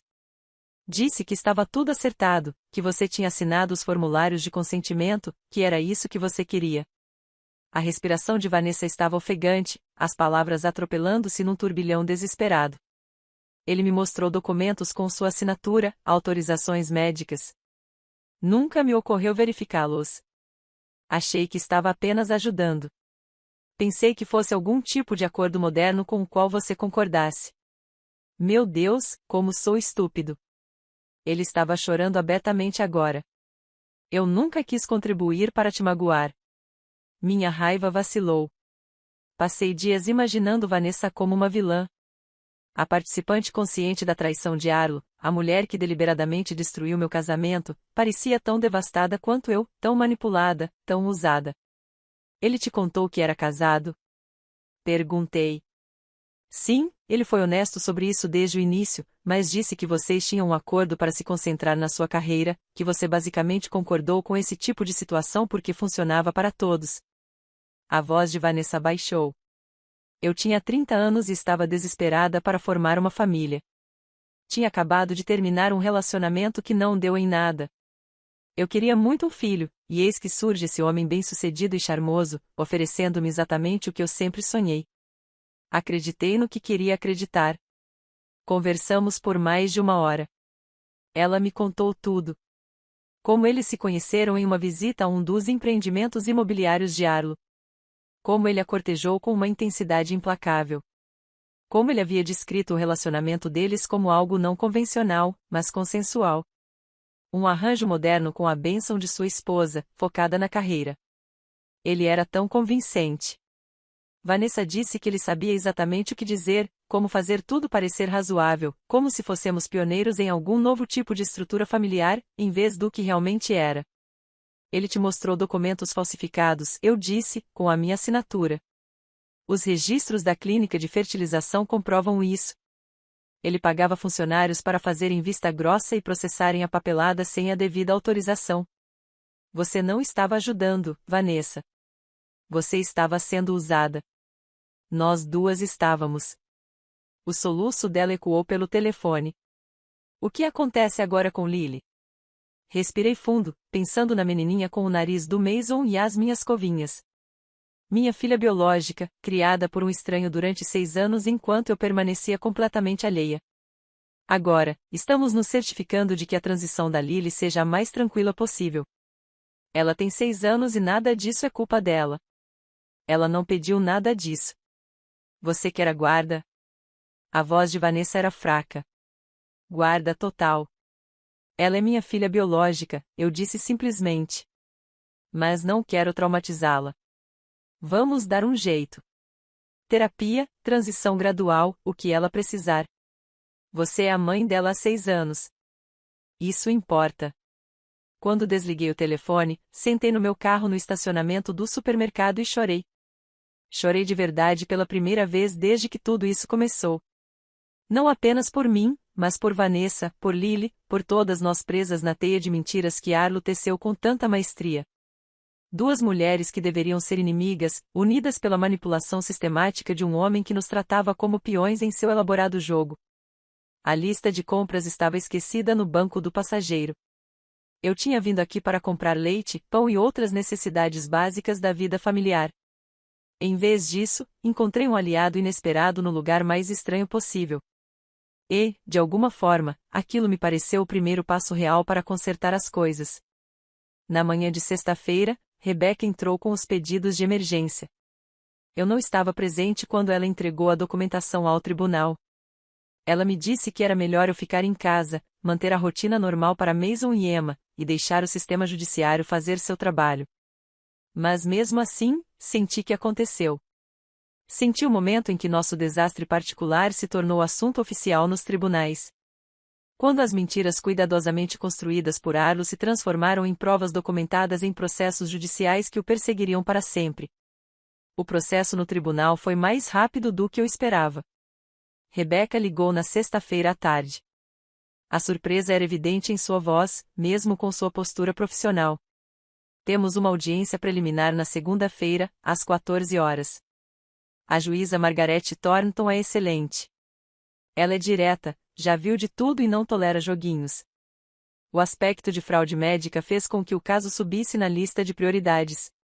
Casos de coerção reprodutiva recebem atenção imediata. Além disso, honestamente, minha reputação ajudou. A juíza Thornton e eu trabalhamos juntas há anos. Ela sabe que eu não entro com pedidos de emergência a menos que sejam realmente urgentes. A tarde de segunda-feira chegou com o peso da inevitabilidade. Vesti-me com esmero, um elegante terno azul marinho, poucas joias e o cabelo preso. Eu representava quem eu era, uma mulher profissional em busca de justiça, não de vingança. Rebecca me encontrou do lado de fora do tribunal, pasta na mão, com um ar de quem estava prestes a travar uma guerra da maneira mais civilizada possível. Arlo estará aqui como representante, ela avisou enquanto passávamos pela segurança. Ele contratou alguém no fim de semana. Daniel Morrison, de um pequeno escritório em Cambridge. Bom advogado, mas está em desvantagem e sabe disso. Entramos no tribunal 15 minutos antes do horário marcado. Arlo chegou 10 minutos depois com um advogado que não devia ter mais de 35 anos. Jovem, nervoso, carregando uma pasta que parecia novinha em folha. Daniel Morrison se apresentou com um aperto de mão um pouco firme demais, tentando transmitir uma confiança que claramente não sentia. Arlo não olhou para mim. Ele estava sentado à mesa, olhando fixamente para a frente, com o maxilar tão contraído que eu podia ver o músculo se contraindo. A juíza Margaret Thornton entrou exatamente às 14 horas. Ela tinha pouco mais de 60 anos, cabelos grisalhos curtos e olhos penetrantes que não deixavam escapar nada. A juíza chamou a atenção para a ordem e acomodou-se em sua cadeira com ares de quem já presidiu milhares de casos e não tem paciência para bobagens. Esta é uma audiência preliminar sobre as moções de emergência apresentadas pela requerente Juniper Artley referentes à guarda da menor, Lily Morrow, disse a juíza Thornton, revisando os documentos à sua frente. Li os documentos iniciais. Eles fazem acusações graves. Ela olhou diretamente para Arlo. Senhor Artley, vou lhe fazer algumas perguntas diretas. Responda sim ou não. Seu advogado pode contestar se houver fundamento legal, mas primeiro quero respostas simples. Entendido. Sim, meritíssimo. Arlo conseguiu. O senhor teve acesso ao material genético de sua esposa em uma clínica de fertilização sem o conhecimento ou consentimento dela? Daniel Morrison começou a se levantar, mas o juiz Thornton ergueu uma das mãos. Esta é uma pergunta de sim ou não, advogado. Seu cliente pode respondê-la. A voz de Arlo era quase inaudível. Sim, meritíssimo, mas posso explicar. Ainda não estou pedindo explicações. Você falsificou documentos de autorização com a assinatura de sua esposa? Sim, mas você fez pagamentos à equipe da clínica para facilitar esse uso não autorizado de material genético? Meritíssimo, se eu pudesse. A expressão do juiz Thornton endureceu. Senhor Artley, fiz uma pergunta de sim ou não. O senhor fez pagamentos à equipe da clínica? Sim. A palavra pairou no tribunal como uma confissão de culpa em um julgamento por assassinato. A juíza Thornton tirou os óculos de leitura, observando Arlo com uma expressão que me deixou desconfortável. E eu estava do lado certo da história. Já ouvi o suficiente por hoje. A guarda temporária da menor, Lily Morrow, é concedida à Sra. Artley até que seja feita uma avaliação e investigação completas. Sr. Artley, o senhor está proibido de ter contato com a criança até segunda ordem.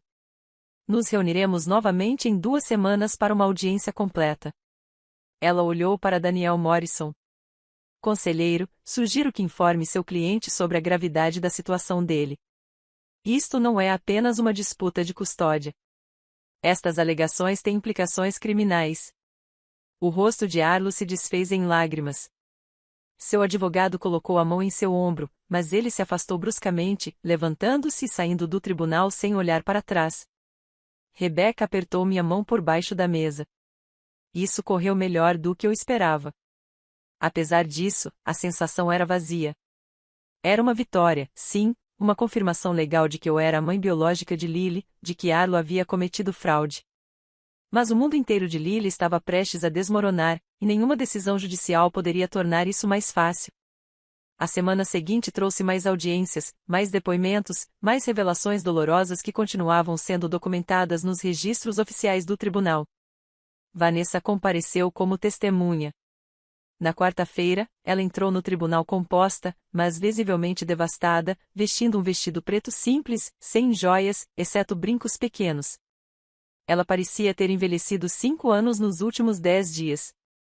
Rebecca questionou primeiro, estabelecendo a cronologia de seu relacionamento com Arlo, as mentiras que ele havia contado, os documentos falsificados que ele lhe mostrará. A senhorita Morrow sabia que a senhora Artley não havia consentido com o uso de seu material genético? Perguntou Rebecca. Não, respondeu Vanessa claramente, com a voz firme apesar das lágrimas que lhe escorriam pelo rosto. Disseram-me que a senhora Artley havia aprovado tudo. Arlo me mostrou formulários de autorização com a assinatura dela, autorizações médicas e documentos de consentimento. Não tive motivos para duvidar deles. O que o Sr. Artley lhe disse sobre o casamento dele? Que era um casamento não convencional, mas consensual. Que Juniper estava focada na carreira e, essencialmente, concordou com esse arranjo porque funcionava para todos os envolvidos. A voz de Vanessa falhou. Ele era muito convincente. Fez parecer que fazíamos parte de uma estrutura familiar moderna, pioneiros num novo tipo de relacionamento. Eu acreditei nele porque queria acreditar. Durante o interrogatório, Daniel Morrison tentou retratar Vanessa como uma participante voluntária em um caso extraconjugal, que sabia exatamente o que estava fazendo, mas ela não cedeu. Eu me considerava uma segunda parceira em um casamento aberto, afirmou ela com firmeza. Quando descobri a verdade, que Juniper não sabia de nada disso, que eu estava criando a filha biológica dela sob falsas pretensões, fiquei horrorizada. Morrison insistiu. Mas você continuou o relacionamento com o Sr. Hartley por 7 anos. Porque acreditei nas mentiras dele por 7 anos, retrucou Vanessa. No momento em que soube a verdade, interrompi todo o contato com ele. Cooperei plenamente com o advogado da Sra. Hartley. Não estou contestando a transferência da guarda porque Lily merece estar com sua mãe biológica. Após seu depoimento, Vanessa se aproximou de mim no corredor do tribunal enquanto Rebecca cuidava da papelada. Ficamos ali paradas, sem jeito, duas mulheres ligadas por mentiras que nenhuma de nós sabia que estávamos vivendo. Não vou contestar a transferência da guarda, disse ela baixinho. Lily é sua filha biológica e legalmente. Eu não tinha o direito de criá-la sob falsos pretextos, por mais que eu a ame. Lágrimas escorriam pelo seu rosto, mas ela não se deu ao trabalho de enxugá-las. Mas, por favor, ainda posso vê-la? Não como mãe, mas de alguma forma. Ela é a única família que me resta. Eu sei que não tenho o direito de perguntar, mas sim, eu interrompi. Claro que você pode vê-la. Você é mãe dela há 6 anos, Vanessa. Isso é importante. Vamos encontrar uma solução. Visitas supervisionadas, sessões de terapia, o que quer que ajude a Lily a se adaptar. Ela sentiu com a cabeça, sem conseguir falar, e se afastou antes de desabar completamente. Naquela noite, tive a conversa mais difícil da minha vida.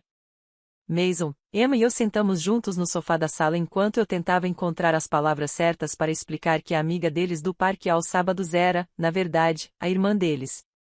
Você se lembra de quando conversamos sobre a Lily, a amiga do papai que encontramos no parque? Comecei a falar com cautela. Mason assentiu, pegando a tigela de pipoca que eu tinha feito para confortá-lo. Aquela que se parece comigo, né? Bem, preciso te contar uma coisa importante. Lily é sua irmã. Sua irmã de verdade? Os olhos de Emma se arregalaram como se ela estivesse falando de uma irmã de verdade. Não apenas uma amiga. Uma irmã de verdade. A testa de Mason se enrugou em confusão. Mas como? Você não estava grávida. Eu teria me lembrado. Respirei fundo, tentando manter a explicação o mais simples e adequada possível à idade. Às vezes, as famílias são formadas de maneiras diferentes. Lily foi concebida usando células especiais minhas e do papai, mas outra mulher a carregou em seu ventre e a criou. Só ficamos sabendo dela recentemente. Então, ela é mesmo nossa irmã? Emma perguntou novamente, como se precisasse de confirmação. Sim, querida. Sério? Ela tem a mesma mãe e o mesmo pai que você, mesmo tendo sido criada por outra pessoa.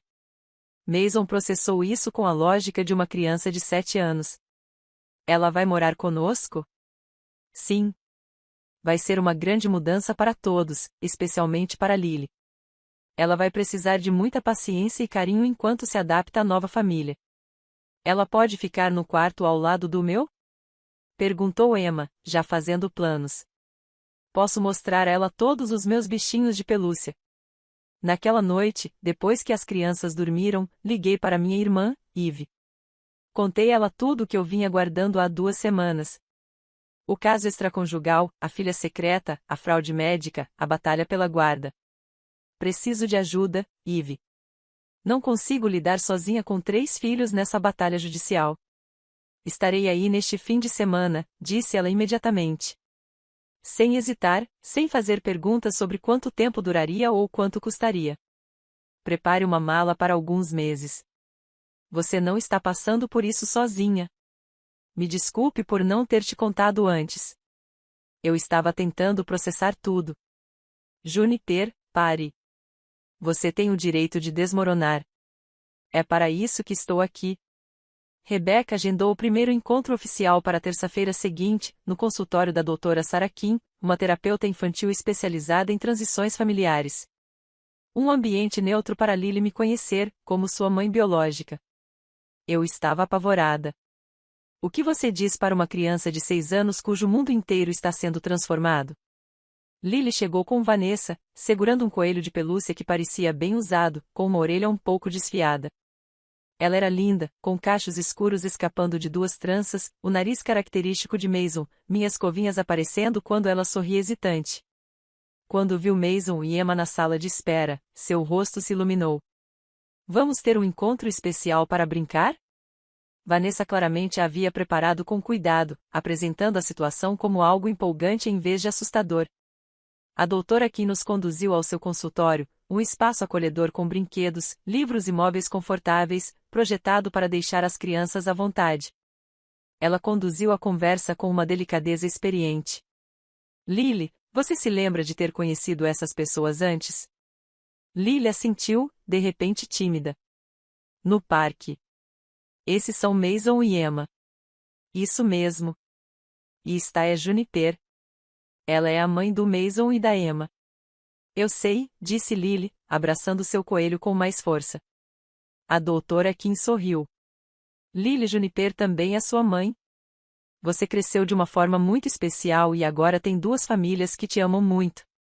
Lily pareceu confusa, mas não chateada. Ela me observou atentamente, depois olhou para Vanessa em busca de confirmação. Ainda posso te ver? Perguntou a Vanessa, com a voz baixa. Claro, respondi rapidamente antes que Vanessa pudesse responder. Vanessa sempre fará parte da sua vida. Estamos apenas aumentando a sua família, não substituindo ninguém. Lily refletiu seriamente sobre isso e então voltou-se para Mason e Emma. Podemos brincar agora? E assim, de repente, ela voltou a ter 6 anos, concentrada em brinquedos e jogos, aceitando o que os adultos lhe diziam com a resiliência que só as crianças possuem. Observei-a brincar com meus outros filhos, meus 3 filhos, e senti algo mudar dentro de mim. Essa era minha filha e, de alguma forma, eu faria isso dar certo. O período de transição que a doutora Kim havia planejado deveria ser gradual. Visitas semanais, passando para pernoites, depois fins de semana e, finalmente, a guarda total.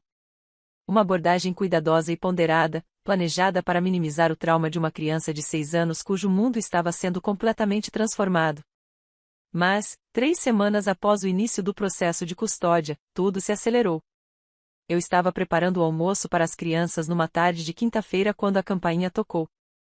Pela janela, vi um carro descaracterizado estacionado na calçada e uma mulher de terninho escuro parada na minha porta da frente. Era a detetive Sarah Brennan, da Divisão de Fraudes do Departamento de Polícia de Boston.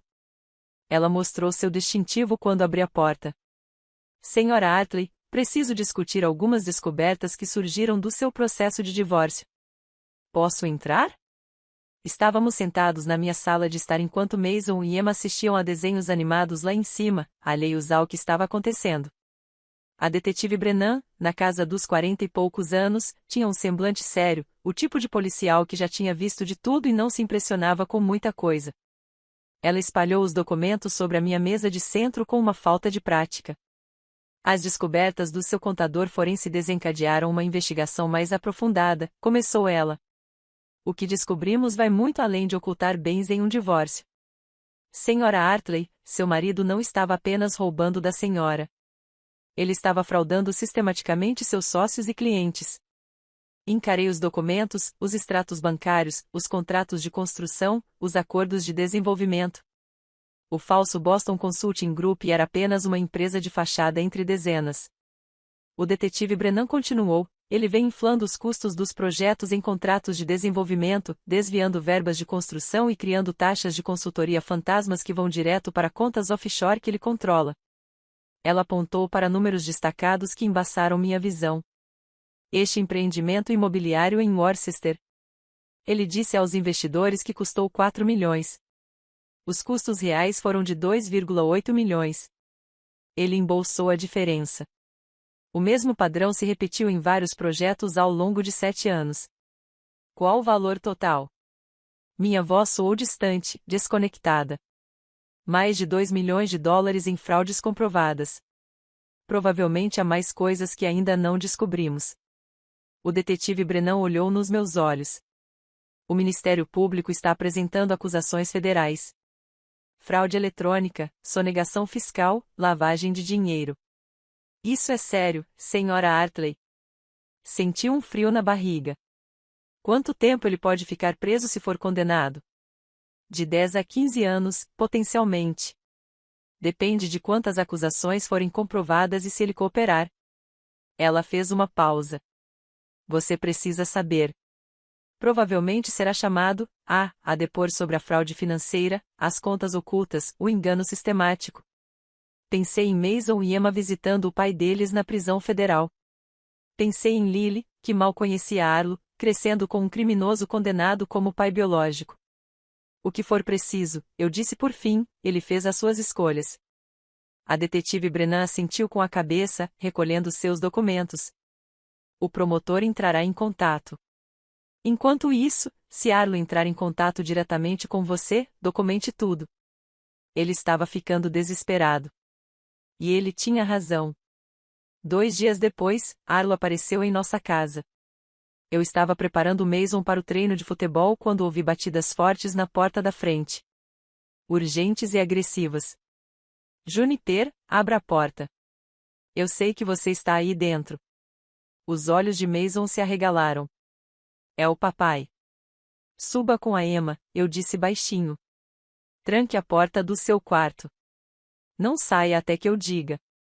Primeiro liguei para a polícia, depois fui até a porta. Não a abri. Apenas falei através da madeira. Arlo, existe uma ordem de restrição.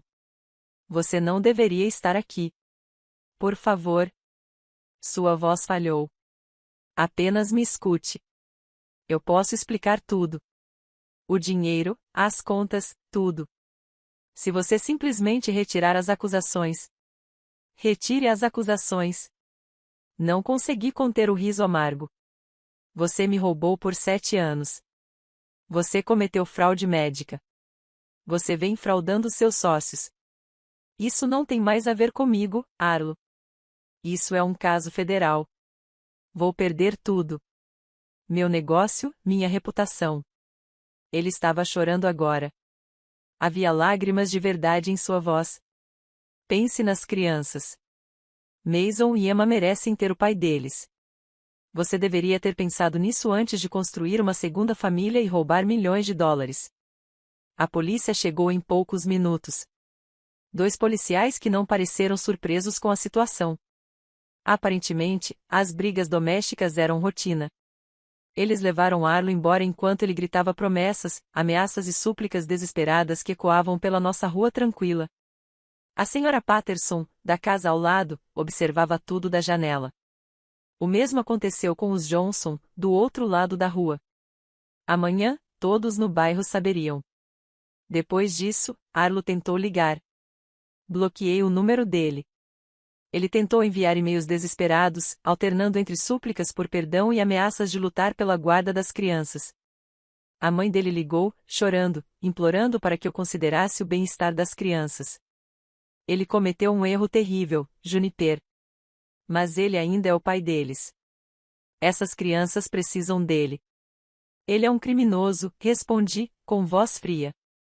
E as crianças estão melhor sem ele. Não ligue mais. Seus sócios não foram tão indulgentes. Em uma semana, 3 processos judiciais distintos foram instaurados. Ações cíveis buscando indenização pelo dinheiro que Arlo havia desviado de projetos de desenvolvimento. Sua empresa de imóveis comerciais entrou em colapso de forma espetacular. Propriedades em desenvolvimento foram confiscadas. Investidores exigiram investigações. Tudo que Arlo construiu ao longo de 15 anos desmoronou. Assisti a tudo com uma satisfação sombria misturada a uma tristeza inesperada. Eu amei esse homem um dia, casei com ele acreditando que construiríamos uma vida juntos. O fato de ele ter destruído tudo por ganância e engano sistemático não apagou aqueles anos anteriores. Mesmo que agora parecessem mentiras elaboradas, Rebecca me mantinha informada sobre o processo judicial. Ele está tentando negociar um acordo judicial. Ele quer evitar o julgamento. Os promotores estão considerando essa possibilidade. Ele está oferecendo total cooperação.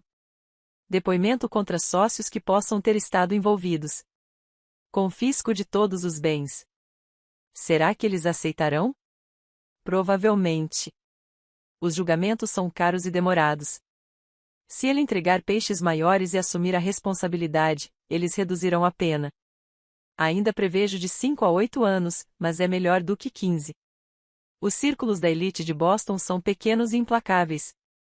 Poucos dias após as acusações federais se tornarem públicas, eu já estava recebendo ligações de ex-amigos que, de repente, queriam se distanciar do escândalo. Encontros para tomar café foram misteriosamente cancelados. Convites para jantar pararam de chegar. Na hora de buscar as crianças na escola, outros pais cochichavam e encaravam, puxando seus filhos para longe como se comportamento criminoso fosse contagioso. Certa tarde, Mason chegou em casa chorando, com a mochila arrastando no chão. A mãe de Brandon disse: "Nosso pai é um homem mau." Ela acrescentou: "Não podemos mais marcar encontros para as crianças brincarem juntas, porque você provavelmente também é mau." Eu o abracei enquanto ele soluçava em meu ombro, com a fúria queimando em meu peito contra os adultos que puniam crianças pelos crimes de seus pais. Mas havia aliados inesperados. A senadora Patricia Walsh ligou pessoalmente, não por meio de um assistente, mas de seu próprio telefone. "Juniper, eu sei o que você está passando. A imprensa, os julgamentos, o jeito como as pessoas de repente decidem que você está contaminada. Se precisar de alguma coisa, cartas de recomendação, contatos na área jurídica, só alguém para conversar, estou aqui." Outros 2 clientes antigos entraram em contato oferecendo apoio semelhante. Pessoas que se lembravam de que eu havia salvado suas carreiras, administrado situações impossíveis e jamais traído sua confiança. Minha irmã Eve se tornou meu porto seguro. Ela se mudou para cá no fim de semana seguinte à primeira visita de Lily, ocupando a suíte de hóspedes no 3º andar e se tornando imediatamente indispensável. Ela buscava as crianças na escola quando eu estava no tribunal. Preparava o jantar quando eu estava exausta demais para fazer qualquer coisa. Ela ficava comigo até tarde da noite, quando o peso de tudo ameaçava me esmagar. "Você está fazendo a coisa certa", ela me lembrava constantemente. Lily merece estar com sua família biológica. Arlo merece enfrentar as consequências do que fez. Lily se mudou para cá num sábado no final de outubro. As folhas estavam exibindo cores vibrantes e havia um friozinho no ar que anunciava a chegada do inverno. Vanessa chegou no meio da manhã com uma mochila cheia de roupas, o coelho de pelúcia e lágrimas escorrendo pelo rosto, que ela tentava esconder. A doutora Kim estava lá para ajudar na transição, mantendo a calma profissional enquanto 2 famílias se reestruturavam em torno de uma menininha. "Lembre-se, nos veremos todas as terças e quintas", disse Vanessa para Lily, ajoelhando-se para ficar na altura dela. "E você pode me ligar a qualquer hora. Juniper tem meu número." "Prometo." A voz de Lily era fraca, assustada. "Prometo." A primeira semana foi brutal. Lily chorava por Vanessa na hora de dormir. Ela vagava pela casa parecendo perdida, sem saber a que lugar pertencia nessa nova família. Perguntava constantemente quando poderia ir para casa, partindo meu coração a cada vez, porque ela não entendia que aquele era o seu lar agora. Mas Mason e Emma eram extraordinários. Eles tratavam Lily como a irmã que ela sempre fora, incluindo-a em suas brincadeiras, defendendo-a ferozmente na escola quando outras crianças faziam perguntas indiscretas. "Ela é nossa irmã", disse Mason a um colega que ouvirá seus pais fofocando. "E se você for cruel com ela, será cruel comigo." Aos poucos, dia após dia, Lily começou a se adaptar. Ela começou a dormir a noite toda. Parou de perguntar quando podia ir para casa. Começou a rir das piadas de Mason e a brincar de se fantasiar com a elaborada coleção de fantasias de princesa da Emma. 2 semanas depois de se mudar, encontrei Lily sentada na cama da Emma enquanto esta penteava cuidadosamente o cabelo dela.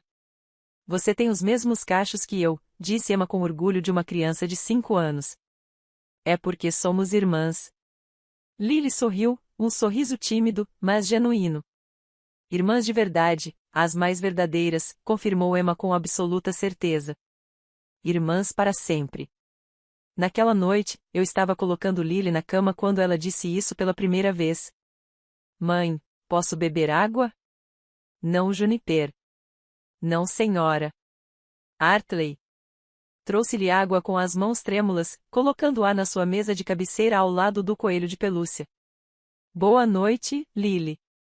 Boa noite, mãe. Foi um pequeno momento, apenas uma palavra, mas senti como se tudo estivesse se encaixando. Como se talvez, apesar de toda a dor, traição e destruição sistemática da vida que eu pensava ter, talvez nós realmente ficássemos bem. As semanas seguintes ao dia em que Lily me chamou de mãe pela primeira vez se misturaram numa estranha combinação de processos judiciais e rotina doméstica, audiências no tribunal pontuadas por idas e vindas da escola, depoimentos intercalados entre ajuda com a lição de casa e histórias para dormir. Duas vidas correndo em paralelo, uma focada em destruir o que Arlo havia construído, a outra em construir o que ele quase destruiu. 4 meses após a audiência inicial de custódia, Arlo aceitou um acordo judicial. Rebecca me ligou numa terça-feira de manhã enquanto eu preparava os lanches. Ele vai ficar com a prisão. 8 anos de custódia federal. Possibilidade de liberdade condicional após 5 anos. Cooperação total. Depoimento contra seus sócios. Confisco de todos os bens. Quando será a sentença? Sexta-feira, às 14 horas. Você não precisa estar lá se não quiser. Mas eu queria estar lá. Precisava estar lá. Precisava ver esse capítulo se encerrar oficialmente. Na sexta-feira à tarde, sentei-me no Tribunal Federal com Rebecca ao meu lado, observando Arlo comparecer perante a juíza Margaret Thornton. Ele havia emagrecido. O terno que ele vestia estava folgado em seu corpo, fazendo-o parecer menor, diminuído. Seus cabelos haviam ficado grisalhos nas têmporas em apenas 4 meses.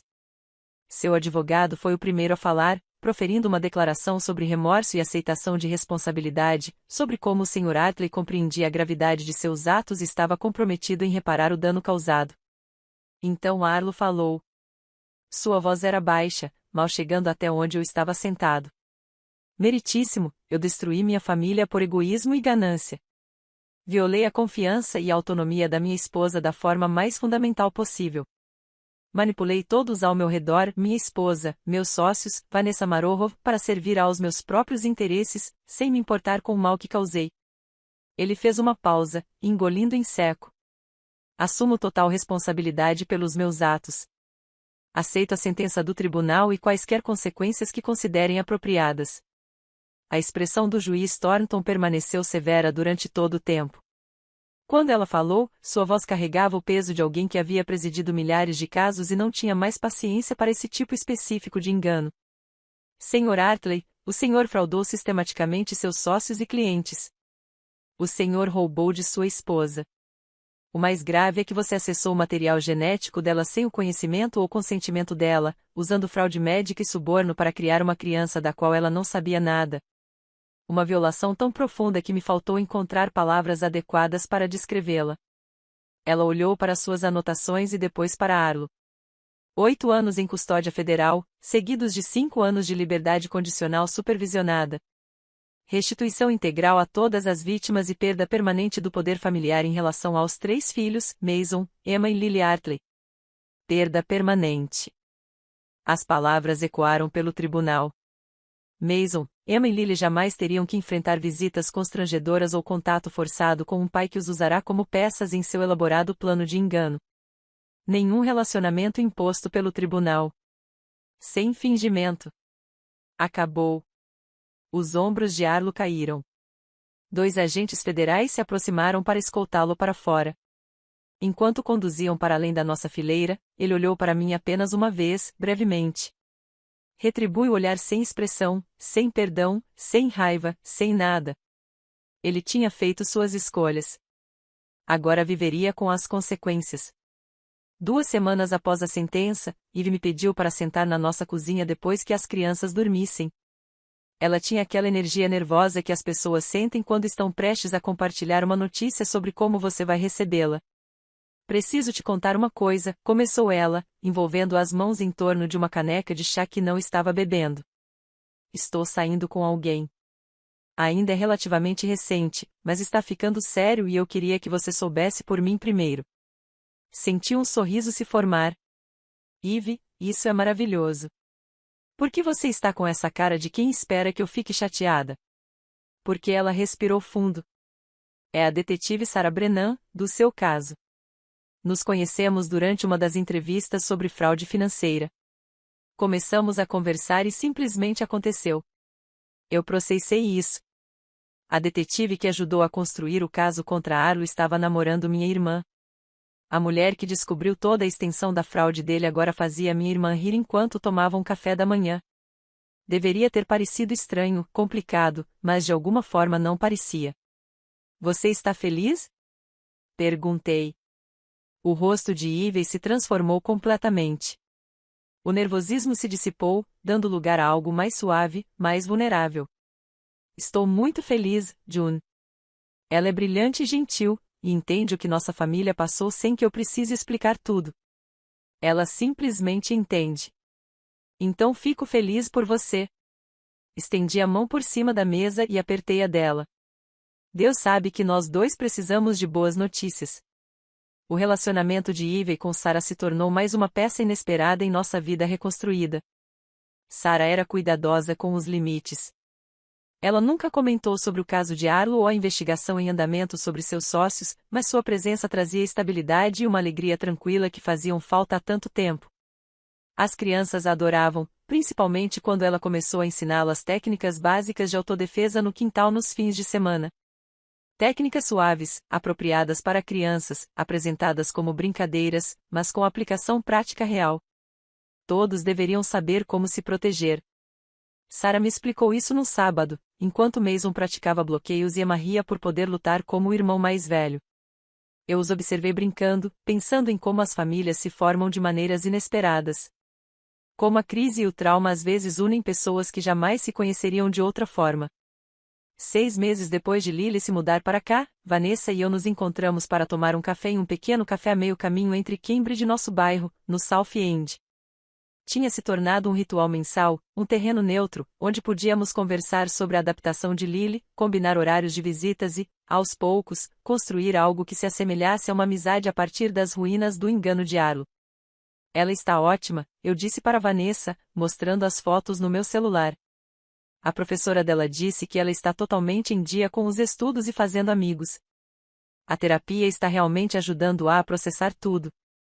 Vanessa sorriu, mas a tristeza persistia em seus olhos. Obrigada por me incluir na vida dela. Eu sei que legalmente você não é obrigado a fazer isso. Você a criou por 6 anos, Vanessa. Você a amou quando eu nem sabia que ela existia. Isso importa. Isso sempre será importante. E eu falei sério. Tanto eu quanto Vanessa fomos vítimas da manipulação sistemática de Arlo. Ela merecia compaixão, não punição. Tínhamos chegado a um acordo que a doutora Kim ajudou a facilitar. Vanessa visitava Lily 2 vezes por mês em consultas supervisionadas. Ela comparecia a festas de aniversário e eventos escolares. Era algo incomum. Provavelmente não seria o que a maioria dos tribunais de família recomendaria, mas funcionou. Lily a chamava de tia Nessa. Eu sabia que isso provavelmente magoava Vanessa mais do que ela demonstrava.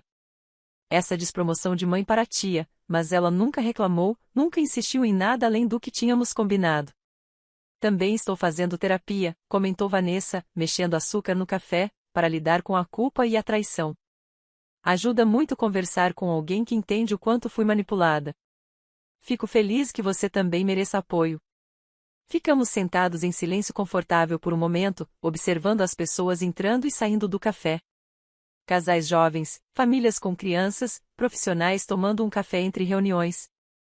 A vida normal seguindo seu curso ao nosso redor. Já pensou em namorar? Vanessa perguntou de repente. Recomeçar? Eu ri. 3 filhos e uma carreira exigente. Quem tem tempo para isso? Mas, para ser sincera, eu havia pensado nisso tarde da noite, quando a casa estava silenciosa e eu estava sozinha com meus pensamentos. Sobre como seria confiar em alguém novamente, deixar entrar alguém que não tivesse participado desse desastre. Talvez um dia, admiti. Neste momento, estou focada apenas em garantir que as crianças estejam bem. Em garantir que Lily se sinta segura, em construir algo estável. Vanessa assentiu. Você está fazendo um trabalho incrível, Juniper. Sério? Lily fala de você o tempo todo, da irmã e do irmão dela, da casa, de se sentir parte de algo. Seja lá o que você esteja fazendo, está funcionando. Um ano depois da inocente revelação de Mason sobre o café da manhã, eu estava na sala de estar da nossa casa de tijolos aparentes, observando meus 3 filhos brincarem juntos. A luz de novembro entrava pelas janelas salientes naquele ângulo outonal específico, dourada e quente. Mason estava ensinando Lily a jogar seu videogame favorito, explicando pacientemente a estratégia enquanto ela segurava o controle com intensa concentração. Emma havia construído um cenário elaborado envolvendo toda a sua coleção de bichos de pelúcia e um forte de cobertores que ocupava metade do quarto. Você tem que ser o dragão, disse Emma Mason. E Lily, você é a princesa que luta contra o dragão. Será que a princesa pode vencer? Perguntou Lily. Obviamente, disse Emma com a certeza de uma criança de 5 anos. Ela é a heroína. Na cozinha, eu conseguia ouvir Eve e Sarah preparando o jantar juntas. Suas vozes se misturavam em uma conversa descontraída, pontuada por risos. O cheiro de frango assado e legumes pairava pela casa. Essa não era a família que eu imaginava construir quando me casei com Arlo, 10 anos atrás. Não era a vida perfeita das nossas fotos de Natal, com roupas combinando e sorrisos forçados. Mas era real e era nossa. E era mais honesta do que qualquer coisa que Arlo e eu tivéssemos criado juntos. Meu celular vibrou. Uma mensagem de um potencial novo cliente. Um técnico lidando com um escândalo de assédio que ameaçava destruir sua empresa. O trabalho continuou. O gerenciamento da crise continuou. A vida continuou. Aprendi algo fundamental com tudo isso. Sobreviver não significa prevenir desastres, mas sim controlar as consequências. Trata-se de proteger o que importa e eliminar o que é tóxico. Mason ergueu os olhos do videogame e nos encaramos. Mãe, você está jogando ou só assistindo? Já vou, respondi, largando o celular e indo me juntar a eles em seu reino de cobertores. Mais tarde naquela noite, depois que as crianças dormiram e Eve e Sarah subiram, sentei-me sozinha na sala silenciosa. A casa se acalmou ao meu redor com sons e ruídos familiares. Lá fora, Boston continuava seu ritmo incessante. Carros passando, sirenes distantes, a cidade respirando. Permiti-me reconhecer a verdade que a pergunta de Mason sobre o café da manhã havia revelado. Toda a minha vida havia sido construída sobre um sistema de enganos. Mas descobrir isso não me destruiu. Em vez disso, me obrigou a me tornar alguém mais forte. Alguém que não apenas lidava com as crises alheias, mas também conseguia navegar pelas suas próprias com precisão e propósito. Algumas mulheres descobrem a traição através de batom em golas de camisa ou mensagens suspeitas. Eu descobri a minha através da observação inocente de um menino de 7 anos sobre o amigo do pai no parque. Essa observação levou à descoberta de fraude médica, engano financeiro sistemático e, por fim, à recuperação de uma filha que me foi roubada do meu próprio DNA. Arlo estava em uma prisão federal, enfrentando anos de consequências por suas escolhas. Vanessa estava reconstruindo sua vida com meu apoio, aprendendo a se perdoar por ter sido manipulada. E eu estava aqui, nesta casa de tijolos marrons, com 3 filhos que compartilhavam minha genética, minha casa e meu futuro.